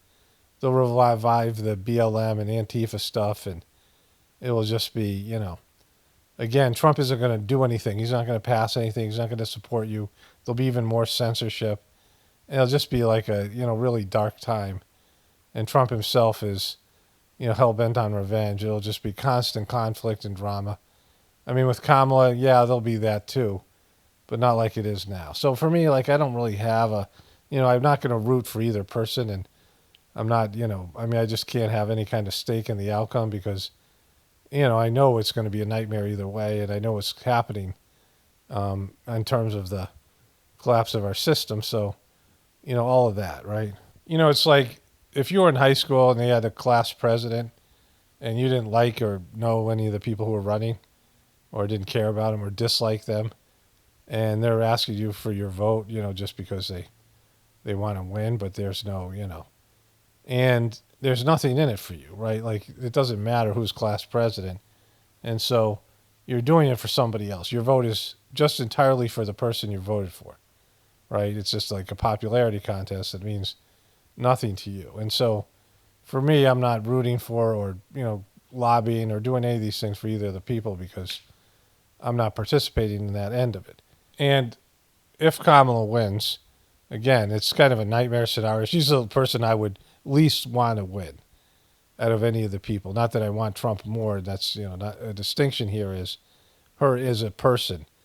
The least person I would want to win. I don't want her to be happy or, be the first. I mean, this is historic. It'd be really hard for her. This was something Hillary faced. Women are a lot tougher on women. Women, the feminists are always blaming men for keeping women down. But women keep each other down a lot more than men keep them down. Women are very brutal to other women. And, much more emotional about it. And Kamala is a motherless, she's not a mother, she's a childless woman with, she's not a mother. And, the way that they're going to see her being someone, they're going to understand that Kneepads is a real thing. Like, she dated a married man who gave her her first 3 jobs, right? And she gave him plenty of jobs. And so that's a real thing. And, and not just the Republican women, but other women resent that, right? And she's got other things going against her. And Joe Biden, white people like Joe Biden. Republican white people, old-fashioned white people, the no malarkey people, old people, right? Joe Biden was liked amongst Republicans. Like, he was considered a sort of centric Democrat. They liked Biden more than they liked Obama. And so there's an element of that, right? There's a lot of white people in America, 60%, that are going to have trouble voting for a woman, voting for a person of color. And Kamala isn't special. Like, when you're the first person, like Jackie Robinson, the first black baseball player, the guy was special. Everywhere he went, they yelled the N-word at him and threatened him. And he still, he shook it off and played incredible baseball, right? Like, he's legendary for his ability to break a barrier. People like that who are special. And she's not that, right? She's certainly not that. She's Kamala Kneepads insurance policy Harris, right? And so, like, and the title of this video is going to be Kamala Kneepads insurance policy Harris. Either you don't like her or you don't know her. I said that earlier in the video, and it was kind of a good line. I had to go back and remember what it was. I had to listen to it and find it. But anyways, she's just really unlikable and really just sucky on every level. And so it's hard to be the first. And, she was the first vice president, but that had nothing to do with her, right? Her being the first vice president had to do with numerous things. 1, the hatred of Trump. 2, COVID. 3, the whole election mail-in ballot stuff that's questionable, right? So 3 major factors. None of it had to do with her, right? And so in these states like Pennsylvania and Ohio, some of these Midwest states, Wisconsin, they're saying she's doing better amongst the youth and she's doing better amongst people of color, though Joe Biden did well with that demographic. So, we're going to see how this plays out in 3 months, right? But in terms of, like, all of it, I think Trump's more of a disaster. And, it'll be sucky. And I don't think people realize how sucky it's going to be. It'll be like a dark cloud over America for the next 4 years. I mean, Kamala isn't going to be anything but a cackling hyena. They're not going to let her do shit. She isn't planning anything. She isn't ordering anything. They're just going to push Joe Biden, and Joe Biden was just a puppet, and she's expected to be a puppet as well. And I think they waited till the last minute because they owned Kamala the same way they owned Joe Biden. And she'll just do whatever they tell her to do. And so, like, with that, and not that they're good people running the party, but Trump is just going to be whatever Trump is. And, the people against Trump, and, let's just, it's just like just seeing the guy out there doing the same shit he did 4 years ago, and just all the stuff that went down, and the way he failed, the way he just, he just failed. Like he could have been better, and he isn't. Like he could have stepped up more, and we know Kamala is never going to be good, and we know the people running the country aren't going to be good, but and so I'm not saying one way or another, but it's like a mess, right? It's just either way, it's like picking, poison or being hung, or whatever. You have two choices of, like you're on death row, and they're giving you an option of how they're going to kill you, and it's just, I guess that way, like you're picking one thing over another because things is less painful, but neither one of those things is desirable. You're only doing it because it's just, I mean, you might as well because you got nothing else to do because you're being killed, right? It's your last sort of important choice. But maybe you say fuck it and just surprise me, right? So, it's not, both of them are bad. Like it's just really heading into this time, and I knew it was going to be this way. They just made it interesting with the Joe Biden meltdown on the debate and him finally be showing his full senility and, not being able to go, and the American people just demanding they get rid of the guy. And even then, they barely got that done. But, they set him up in different ways. We all know how that all went down. But, that was fun and interesting. It was a new thing. And then Trump and the fake, ketchup gate Band-Aid assassination thing. That became a little bit interesting. But now it just comes down to the drone of how bad the endless drone of them saying how bad the other people are and the other person is. And, them just going after Kamala and Kamala going after Trump and J.D. Vance, who seems like a, just like a Trump light. I just saw that one of my friends on Facebook, who I'm now going to unfriend, said Rosa sat so Ruby could walk, so Kamala could run. So compare Rosa Parks to Kamala Harris, right? Kamala Harris, I mean, she was born elite. She was born in the, let me unfriend this person. She was born elite. Like I can't be friends with somebody who's pro Kamala. And so I didn't even know I had Kamala friends, but it's just she's a disaster in every level, right? And like she doesn't deserve any of it. Like she can't be said that she's breaking barriers or doing these things because she was born in India, East Indian, and like I've said this before in recent videos, and her father was Jamaican, and they were both professors. They were both elitist academic college professors, right? And she grew up in that kind of environment, not poor, not, upper middle class and around all those types of people. And if you watch how obnoxious CNN and particularly MSNBC is being right now, and how they're like Trump is running scared and all these things, it's, I guess Trump and his people thought there might be more of a, cannibalization, all these people going after the nomination. But that speaks to the fact that the majority of these people who are, have the ability to become the presidential candidate, the handful of people, all realize that this is a nightmare to step into. They're coming in at the last minute. They don't have any sort of an election team. They don't have a, they'd have to put together a campaign in 3 months. Trump's riding a high, and Joe Biden's stink is still, all over the Democratic Party. And so the fact that they're all letting Kamala into this situation would kind of indicate that they think it's a bad deal. Kamala will do anything for the spotlight, and this is her opportunity. She isn't going to come back and win a primary next time. She won't. She's unlikable. The Democrats don't like her, when they have other options. And so, like, this is her chance. This is her one shot. And they already have, she's just going to fold in Biden's team. They took down Biden's TikTok page. Remember, I showed you guys some videos, and it was so obnoxious. It was so, like, childish and just pathetic and so anti-Trump. And they took it down, right? Like, that's another thing that, like, is, the whole thing is just a mess, right? Just an unbelievable mess. It's just so degraded, and it just more and more idiocracy. And the American people don't deserve better. Like, we don't deserve someone better than Trump or, Kamala or any of these people. It's just, the American people are pathetic and will fall for anything. The fact that people will find a way to make themselves like Kamala because they hate Trump so much. I mean, how can you even stand to listen to that? Her voice and just everything, the way she presents herself, she's so unlikable. I think that over time she'll be more unlikable than Hillary, which is another big factor. 3 months phase, whatever it is. And then the Trumpers are so, it's embarrassing. The Trumpers, how can you be with this guy after Operation Warp Speed and him faking this own and to believe in this goofy thing? He's still wearing a Band-Aid. He came out again in North Carolina. So he was shot 2 weeks ago tomorrow. So today's Friday.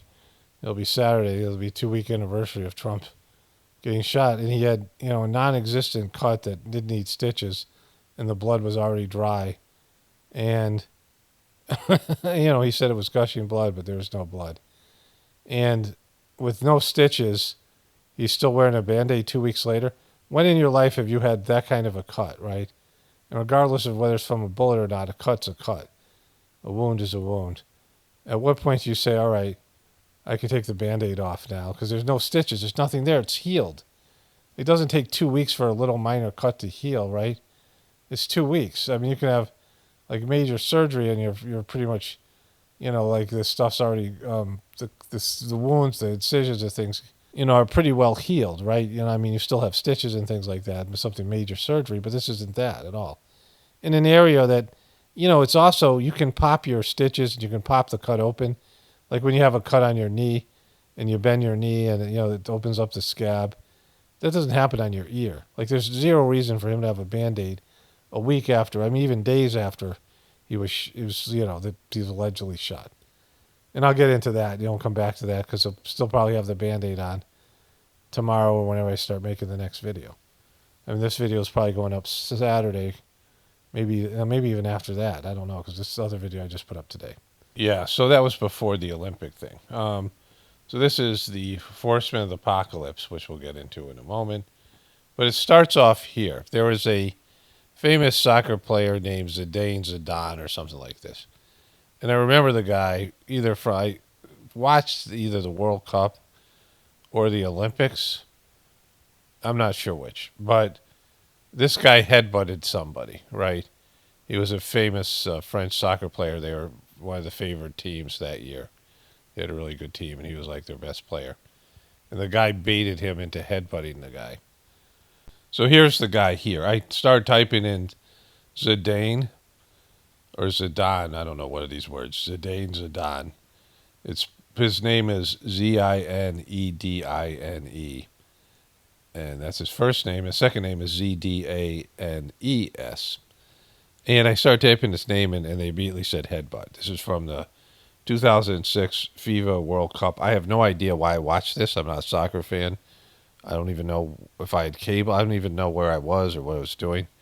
It's all the way back in 2006. I was living, this is my first homestead. So to put this in a time frame, I started this YouTube channel in 2007. So this was a year before that. But I still remember this for some reason. Exchanged, and then it happened. So he said something about his sister. He said something about his sister. This was his last game. One of France's greatest athletes. He's just headed Materazzi in the middle of the chest. What was it? And he got thrown out of the game. They lost it. And, whatever. This guy did his fake acting that they do, and now they do in the NBA. But this is this guy. This is all I know about this guy. This is the one reference, but I remembered it when I saw the guy. I'm like, is that the headbutt guy? So I think I watched the Soccer World Cup once. Not all of it. Just maybe this was maybe in the finals. This might be the championship. I don't even know. All I have is this memory. I remember this guy. And so they give this guy the flame, and I'm thinking, well, maybe I saw him headbutt that dude because, of this, right? So he carries the flame around Paris for a bit, and he gives it to a bunch of kids. And so that's the starting point of this. So I got a bunch of these clips. They're going to be short because they'll copyright me because, I copied them off the TV last night. And, but you'll get the sense of it. And so they're going down these catacombs in the basement of, some underground catacombs in France, in Paris. And you see the skulls. I don't know what this is, but it's supposed to be a famous place. I only went to Paris. I've only been to the airport. This is the beginning of the ceremony. And there's a crocodile, and why would there even be a crocodile? And then and a boat comes up the river. And in the boat there is this dude who's a Grim Reaper ferryman dude. The guy who ferries you across the river Styx, and we're going to get into it because Snoop Dogg comes in later. And Snoop Dogg represents Anubis, right? The guardian of the netherworld of hell in the Greek mythology, or whatever, their belief system. And so this guy is later on going to ride an apocalyptic horse. He's going to be the key flame bearer. He's going to carry the flame throughout Paris and do parkour. No, I'm not lying. That's what happens. He's parkouring it everywhere. He extends his hands and the kids get in the boat with him. And they get in the boat. I'm not going to show you this part here. But he hands them life vests. He's handing them life jackets. It's bizarre, right? And then he takes them to the whatever it is. So then Lady Gaga shows up. Kelly Clarkson is doing the hosting, and I didn't know who it was at first. I'm like, who's that one with the southern accent? Kelly Clarkson, who's beyond skinny now because she's taken some kind of these drugs. And it's her, Peyton Manning, and Mike Tirico. And Mike Tirico's actually good at his job, but he says a bunch of funny stuff because he's trying to explain all this. And so the river sends, the big river there in Paris. They're going, instead of having the opening ceremony in the stadium, which they usually do. And remember the demonic, they had all the villains from England, and there's a kid who died who was an English truther. And he documented all the streets and the lanes, and he came up with this narrative before they had this Illuminati dark, blood sacrifice Olympic ceremony. Remember the Queen parachuted in allegedly after James Bond gave her a mission. It's just so gaudy and weird and sucky. But, very dark and twisted. This is Olympics is really for kids. And they put all the stuff in. So they roll out Lady Gaga while they have these boats of teams. The only kind of interesting thing about it, and these opening ceremonies are always horrible, right? It's just like the halftime at the Super Bowl. It's always some ritualistic thing, or any of these, shows like the Oscars or the VMAs. It's always ritualistic and just it's gross. And they're having these boats of the different countries come in. And some of the countries are sharing the boats. And some of the boats are like dinghies because there's three people who are athletes for that country. And then America's going to come in with its gaudy boat. And I'll show you that. That's hilarious, too. It's got this monster yacht of 500 athletes, right? And so, they're doing it differently. And they have this river sends, sending you straight to hell. And while these guys are coming in, they're showing you clips of these performances, and Lady Gaga gets into it. There's going to be a famous ghoul that's going to show up. Spoiler alert, it's Celine Dion. At the end, it gets really goofy. And the parade of nations continues. America has this monster yacht. These guys have this little tiny boat, Bangladesh. In amongst the boats and the nations and the people in Paris.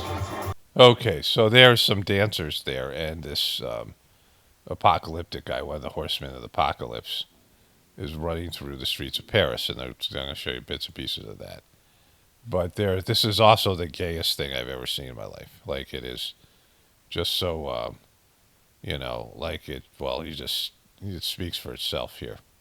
There's so many things here. It runs the gamut between rainbow stuff to heavy metal and blood sacrifice to Illuminati to biblical apocalyptic crap. I mean, it's just all over the place. It's just they pack so much in. And then they have this other thing where these people coming in the boats. Apparently it's raining. And they have other kind of stuff, and it's just I mean, it's so gross and bizarre. He's going to be taking that journey as the athletes do it on land. He'll be doing it, I guess, on rooftops. Parkour was invented in England. I mean, in France. Like, I always England. Parkour was invented in France. You know, parkour is a French word. And I think that Mike Tirico wasn't given the memo there. But this guy does parkour, then rides a horse and does dancing and modeling, walks on a runway. Like, has to have all these. It must be multiple people. It's just, you know. And it's so goofy but gross at the same time. Where she is. How she's feeling good about the events? So they have Hoda and Snoop Dogg. Snoop Dogg always represents, or at least there was this one video where he represented Anubis. You know, I documented this. Anubis takes you or protects the underworld or something, right? It's the Egyptian god with the dog head. And Snoop Dogg had a video in which he put the head on of Anubis. So, like, you know, like Snoop Dogg documents like the biggest sellout of all time. He's with Hoda here. And he asked the stupidest question to this woman who's talking about her son or daughter or whatever in the Olympic Games. So far, yes, she is. And she's just in a really good place. Is she happy that you guys are here with her? Great question, Anubis. Is her daughter happy that she's here watching her mom's watching her and her family's watching her during the Olympics? I wonder what she's going to say, Anubis. Is she going to say no? She doesn't want us here, but we came anyway so we could sabotage her success? Like, I mean, just this Snoop Dogg just getting it done here.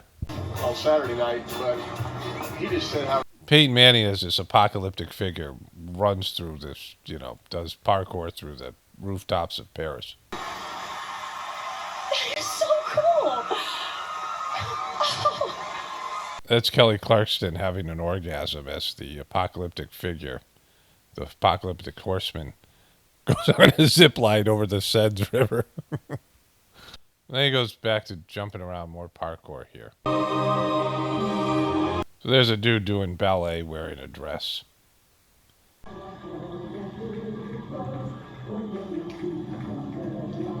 These things are all kind of going on together. So then they have this Les Mis, you know, Les Miserables. And they have Queen Antoinette's head here, right?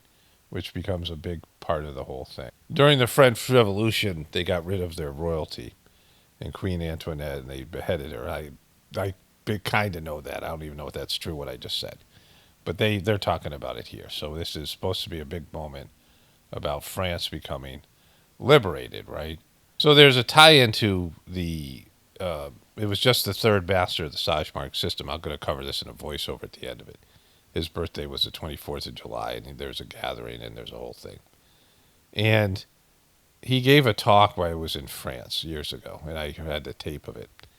And he told them that Marie Antoinette got killed for saying something great, right? Because she said something where, like he said, you misunderstood it, you dumb French people. Like he said, like I wish I had the exact quote, but it was hilarious. And he said, you know, she was asked, she said, the peasants are starving. They have no bread. The peasants have no bread. And she said, let them eat cake, right? Which was like, you know, he said it's a great thing. Like, you know, that you just give them a cake instead. Like, you know, like why aren't the peasants eating cake, right? And so misunderstood, they got pissed at her and cut off her head. But he said it was like a positive thing. Like instead of thinking about it, her like mocking them, that she was saying, well, we should give them cake then, right? You know, and her inability to see the problem. But, yeah, so there's that part. What? So they start playing heavy metal here, and Kelly Clarkson has another orgasm. Can we talk about all the different styles of music and dancing? And this is...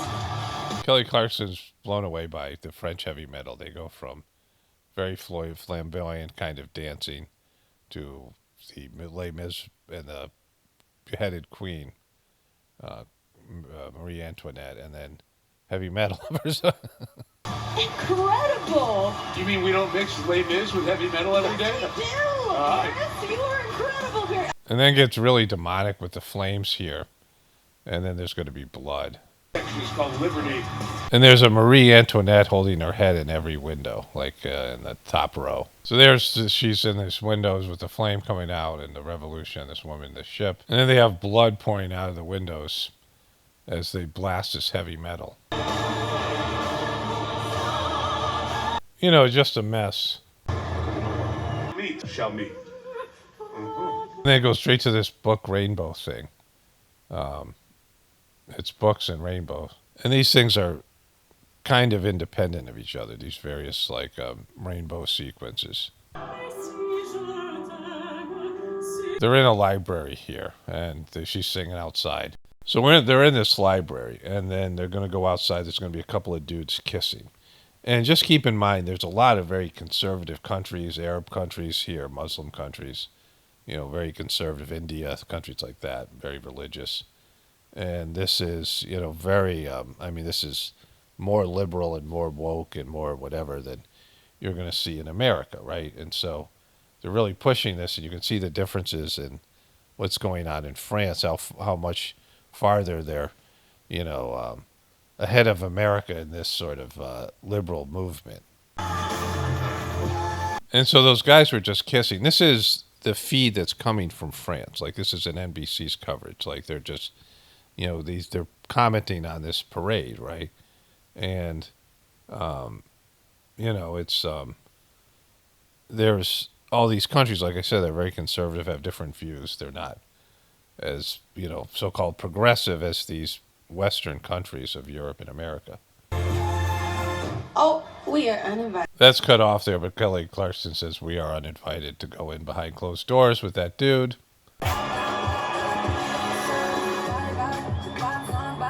This dude who's much bigger than the French dancers here that are with, they're doing the dance, is a famous French singer. Then they bring in the Minions. I thought this was a commercial, but the Minions, here, let's just listen to them.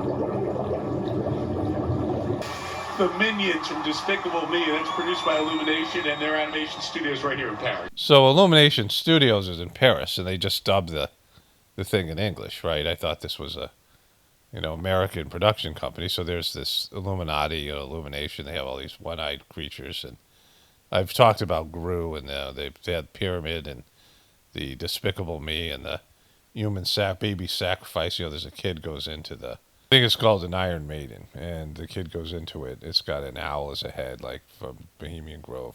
People think the owl is Moloch, and it's not. The owl is something different. Moloch is a bull, which we'll see later in the Olympic ceremony. But the kid goes in, and then there's blood. There's like a juice box. And this is Illumination, the Despicable Me. And so that's kind of cool. And this is like a folder I have called Human Sacrifice. I used to make videos about this stuff. And now, you know, seems kind of pointless because it's, you know, it's become so normalized. But that's Gru and Illumination Studios. And just a side note, Gru is also the name of the so-called hacker that hacked Hillary Clinton and then caused all the, you know, problems with fake news and then all this other stuff and the censorship and all these things on YouTube and all that. Not the hacker was Guccifer, but the organization, GRU, is Russia's sort of CIA and all this stuff. And they were part of that long report that the CIA and the NSA and FBI put out about the Russians rigging the election that led to all the stuff, you know, all the stuff in 2016 that caused YouTube to start censoring and all these other things. That's the French president or prime minister Macron and his dude there listening to opera, or whatever that is.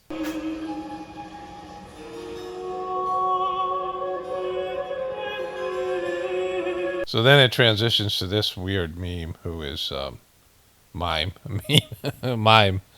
He's a very effeminate mime with a girl's voice, and he does some stuff here, dancing and miming and some singing.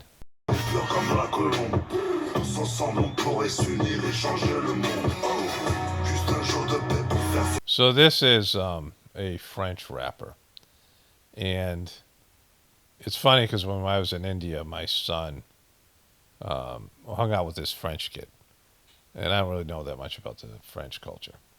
But the kid is now sort of a bodybuilder and a rapper. This is back when, back in 2015, 14, 15. And so that happened. I guess rap has become big in France. But anyways, they have this modified Freemasonic floor here. It's, modern for the modern day Illuminati blood sacrifice, right? Corey, this is another one of the bridges, a little bit farther down. This is the bridge very close to the Eiffel Tower. And if we talk about food, Well, it's kind of like the Last Supper in 2024 with these colorful characters. They're going to have a fashion show. On this bridge, there's a fashion show, like really demonic French fashion show. I don't know how much I have of that. They only show parts of it. But that Horseman of the Apocalypse is going to come and walk the runway in front of these fine people having this feast. So they're showing a commercial why this guy is a contortionist, and then he has hearts on his nipples. Just thought I'd throw this in here. United States of America. with LeBron James and Coco. So you can see the gaudy size of the American boat, and it just gets goofy because, Americans just love to do this. Okay, so we'll get back to the Americans. This guy does his catwalk here in front of these fine people at this demonic feast. There we go. So the Americans are dressed in black, which I found odd because that's not part of our coloring, right? But they're dressed in black in the yacht and the whole thing. But this obnoxious chant of USA, USA. Now, you guys know that I don't believe in patriotism, or some of you guys. I don't believe in the word patriot, and we're patriots. I think it's you have a choice between serving your country or serving God. And if you serve God, eventually there's going to be a conflict between serving your country and serving God, right? So I'm not a big patriotism person. But even if I was, this USA, USA is such an obnoxious chant because, we have it so much better than other countries, right? Like there's countries here, the people are like, they have no rights, they have no materialistic. I mean, America has its own depravity, and that's spiritual depravity. We lack connection to God. We lack, all of it. But we have good lifestyle. And we have the number one economy. Of course, there are countries that, there's people who are richer and whatever. But America, is the envy of the world to some extent. And so to go to the frickin' Olympics and chant USA, USA, it's just obnoxious. Of course, they did it at Trump, and, they do it at these various rallies and things. And they do it a lot, like here. Being shown here before we work our way inside the temporary stadium. So here's this demonic tall drink of water, right?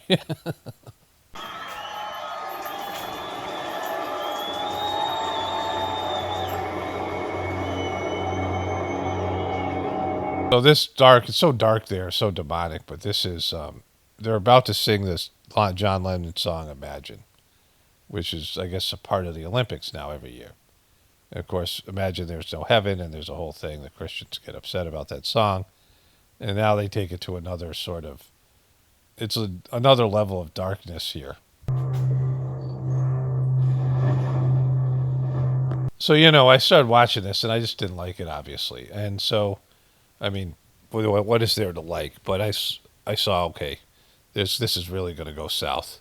Like I saw Lady Gaga, so I started taping it. And there was this figure, obviously, this dude, this apocalyptic horseman of the apocalypse, one of the four horsemen of the apocalypse, is featured throughout. Like this is the one guy, the string between all these like little demonic performances and shit, right? And so he dons the Olympic flag, and pretty soon he's going to be riding the his apocalyptic horse. So here it is.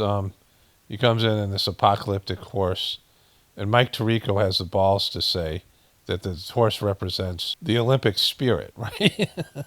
It's Spirit, that goofy animated movie with Matt Damon or wherever it was, Spirit. My daughter watched was into horses and watched that cartoon. This is one of the four horsemen, they're wherever they are. disease, pestilence, whatever it is. They have these 4 horsemen of the apocalypse. I don't know him by name, but he's one of them. And as this journey goes down, it goes on forever. It just keeps on going, and then it ends up at they're on some kind of a boat. got it. Great to hear. And it's journey with the Olympic flag, where the parade started. All that happens, and then he gets off the horse, or she does, I don't know, and starts walking up to this area here. And then, there's all these people celebrating, and there's Moloch. You can see up there on the left, the bull. Is it a Canaanite god, right, in the Bible? And they worship the bull Moloch, and there's a golden head and the whole, all that, right? So you have this, one of the horsemen of the apocalypse riding in, Apocalaughs, riding in and dropping off the flag to the powers that be there. And then, they used to do child sacrifices to Moloch. So they have that going for them. Who traveled down the Seine on this 45-minute ride are now... So that dude on the right is Serena Williams, right? Now, red is often associated with these ritualistic sacrifices and things, and that I showed you that MTV where Taylor Swift Kanye snatches the mic from her and all that thing.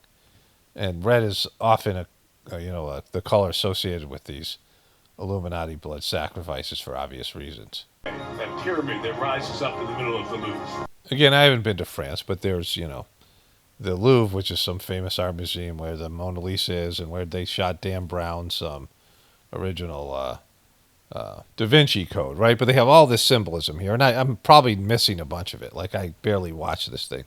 I couldn't get through it. I want to talk about how gross it is and how icky it is in the end of the thing. But it's just, it's an absolute mess. And I'm leaving out stuff. I mean, some of the things went a lot longer than I'm showing you. I'm just showing little bits and clips. But they drop a pyramid, right? After all that crap, they drop a pyramid.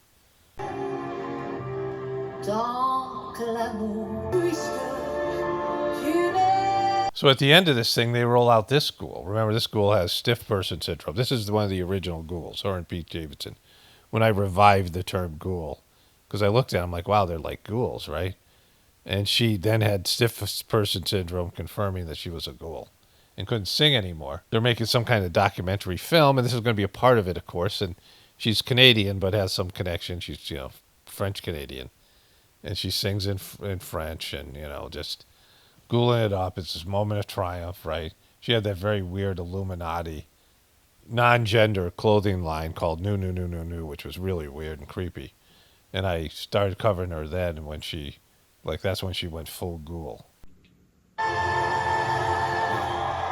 Just about sleep right now, like she feels like this is her purpose.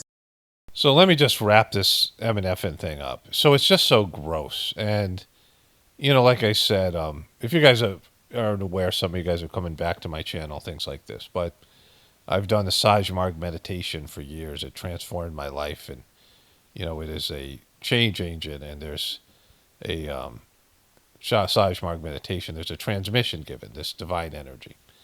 And a cleaning process. And you're supposed to work on your character, become a better person. It's the whole thing.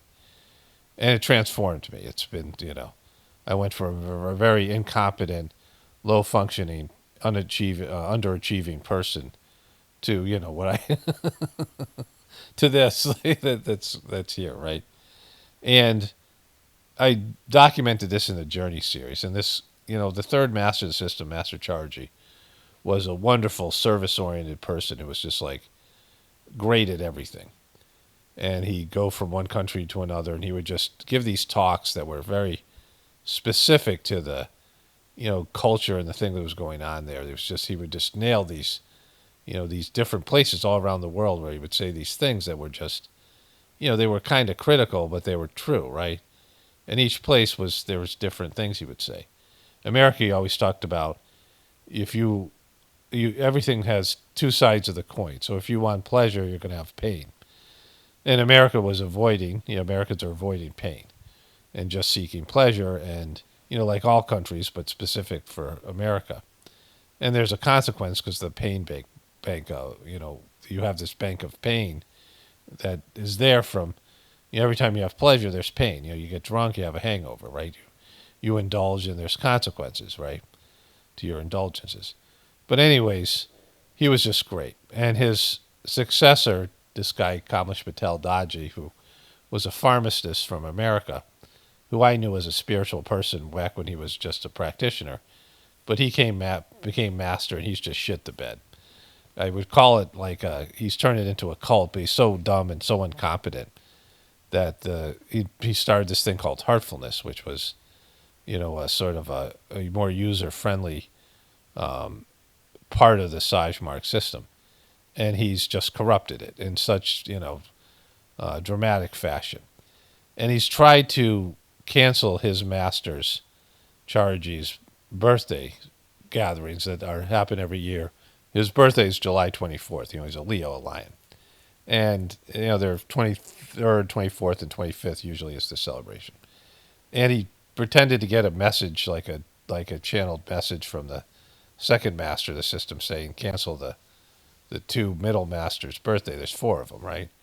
And Daji keeping his own birthday. He's just a scumbag. I can't even get into it here. But anyways, I knew that he wouldn't be able to cancel these things. He's just incompetent. He does the way he handled COVID, and he made excuses and canceled all these gatherings. But these birthday gatherings, when we would get together and meditate, either going to India at the official gathering or doing it in people's houses, or doing it at your own house, or coming together at an ashram in America. There's a couple ashrams, whatever it was, you would receive this incredible spiritual benefit. And it was such a boost. And there was these 3 gatherings, and then, of course, Daji came in with his in September, his birthday, which kind of sucked, always, which is a whole other story. But these things would give us a boost, and we'd look forward to them, and you'd get re-enthused in terms of doing your spiritual practice, and you could feel God's love, and it was just a whole thing, right? It would just take you to another level. And he tried to cancel this thing, and then he couldn't, and it was embarrassing, but he's not embarrassed because he's got all these scams. But, suffices to say that I had to cut myself free from this disaster. And the majority of practitioners who can see this guy sucks, they can't do it because it's some kind of cult, mentality. Of course, in India, they have this respect for the guru, and they're scared to leave their guru. It's a whole thing. But anyways, I cut myself free from it, and some of the people who had been listening to me for years had done the Sajmark Heartfulness meditation, had benefited from it, but they saw how corrupt and how New World Order it had become and all these things. And so, I said, well, I'll make some videos, and I started this thing called Gratefullness Meditation, which is going back to the old Sajmark meditation. And, we all meditate independently at these gatherings. There's probably there was, I guess, 200 people doing it at one time, or 120, I forget what it was. Now probably it's less. I don't know. We're not in contact in that way, right? People leave comments and say, yeah, they're benefiting from the meditation. But anyways, this gathering just happened, and I was doing a lot of farm work. It was a whole big thing. And, of course, covering what's going on with Kamala and with Trump and all the rest of it, right? And I had a couple moments, one where I was just sitting there and I felt the transmission come to me, and then, it was raining a lot, which is a part of the whole, it's the descending of divine grace according to the system. There's always rain at these gatherings, and it's supposed to represent this, divinity pouring from the heavens, right? And I felt a boost, it was good, but it wasn't like it used to be, right? And then I watched this demonic fest. This demon fest of immorality and woke consciousness and so-called progressive thinking and this eyes wide shut Illuminati, blood sacrifice crap that's going on here, right? With the Olympics. And it's supposed to be for kids and fun and sports, and it's so dark, it's so gross, it's so twisted. And you can see Europe is, when you think about what's happening in America, you think, well, the liberals are pushing this agenda and the conservatives are trying to push back, and the kids are being indoctrinated. This is a worldwide movement. This is what the future is, this stuff. This consciousness, this woke consciousness, the gender stuff. There's no stopping it in terms of the system's going to implode. When people get this gross and so, they become low functioning, so twisted, so psychologically depraved, so depressed, so miserable.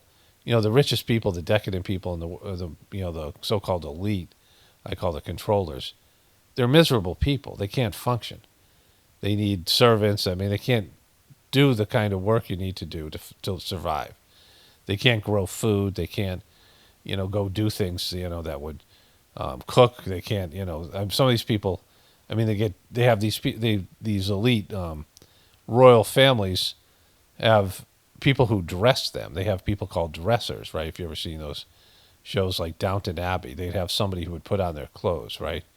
And when I was in India, there was a really rich guy who was a preceptor, and this other guy was talking to me about him. This guy was an ex-military guy, and an Indian military guy. He goes, "Yeah, that MNFer there. I went over his house. He hasn't even put on his own shoes. Like he has people put on his shoes for him, right? There's rich people who they don't even dress themselves, right?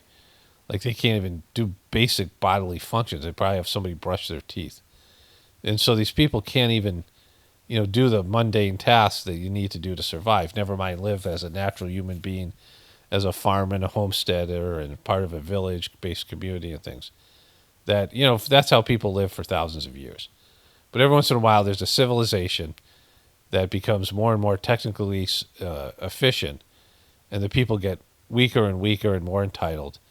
And then, they go over to the dark side. They forget about God. Their family breaks apart. And this happened in, the world before. It's happened in other places. It's just what happens. And that's what's happened here. And we're at that point. And this is an indication. It's just so freaking gross right now. This Olympic ceremony is the grossest of all of them. And they're bringing in the Apocalaughs like they're just there. One of the horsemen of the Apocalaughs is riding in at the end of this thing. And they have this ghoul Celine Dion, who somehow, takes a break from her having stiff person syndrome, and she belts out a crappy French tune.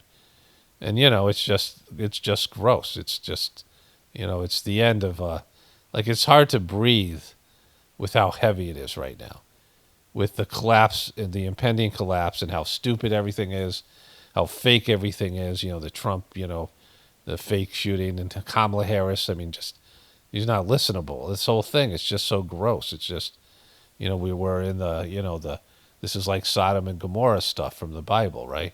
And there can be only one really, there's one outcome, and it's the collapse of the system. When there's moral depravity, when this kind of shit sets in, there's only one out, and that's the collapse. Like, there's no rebuilding it, there's no redeeming it, there's no saving it. The lifestyle, the culture, the money, the economic system, and you can't save it. You can't save the countries themselves. It just has to implode.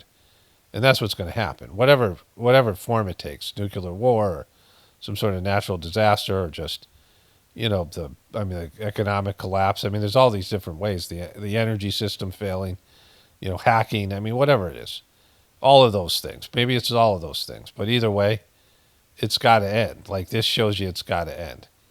And accepting that, like, for whatever it is, because it's going to affect us all. Because we're dependent on this demonic system.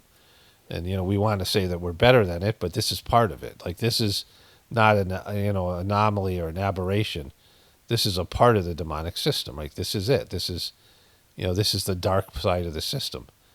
And, and this is just a whitewashed dark side.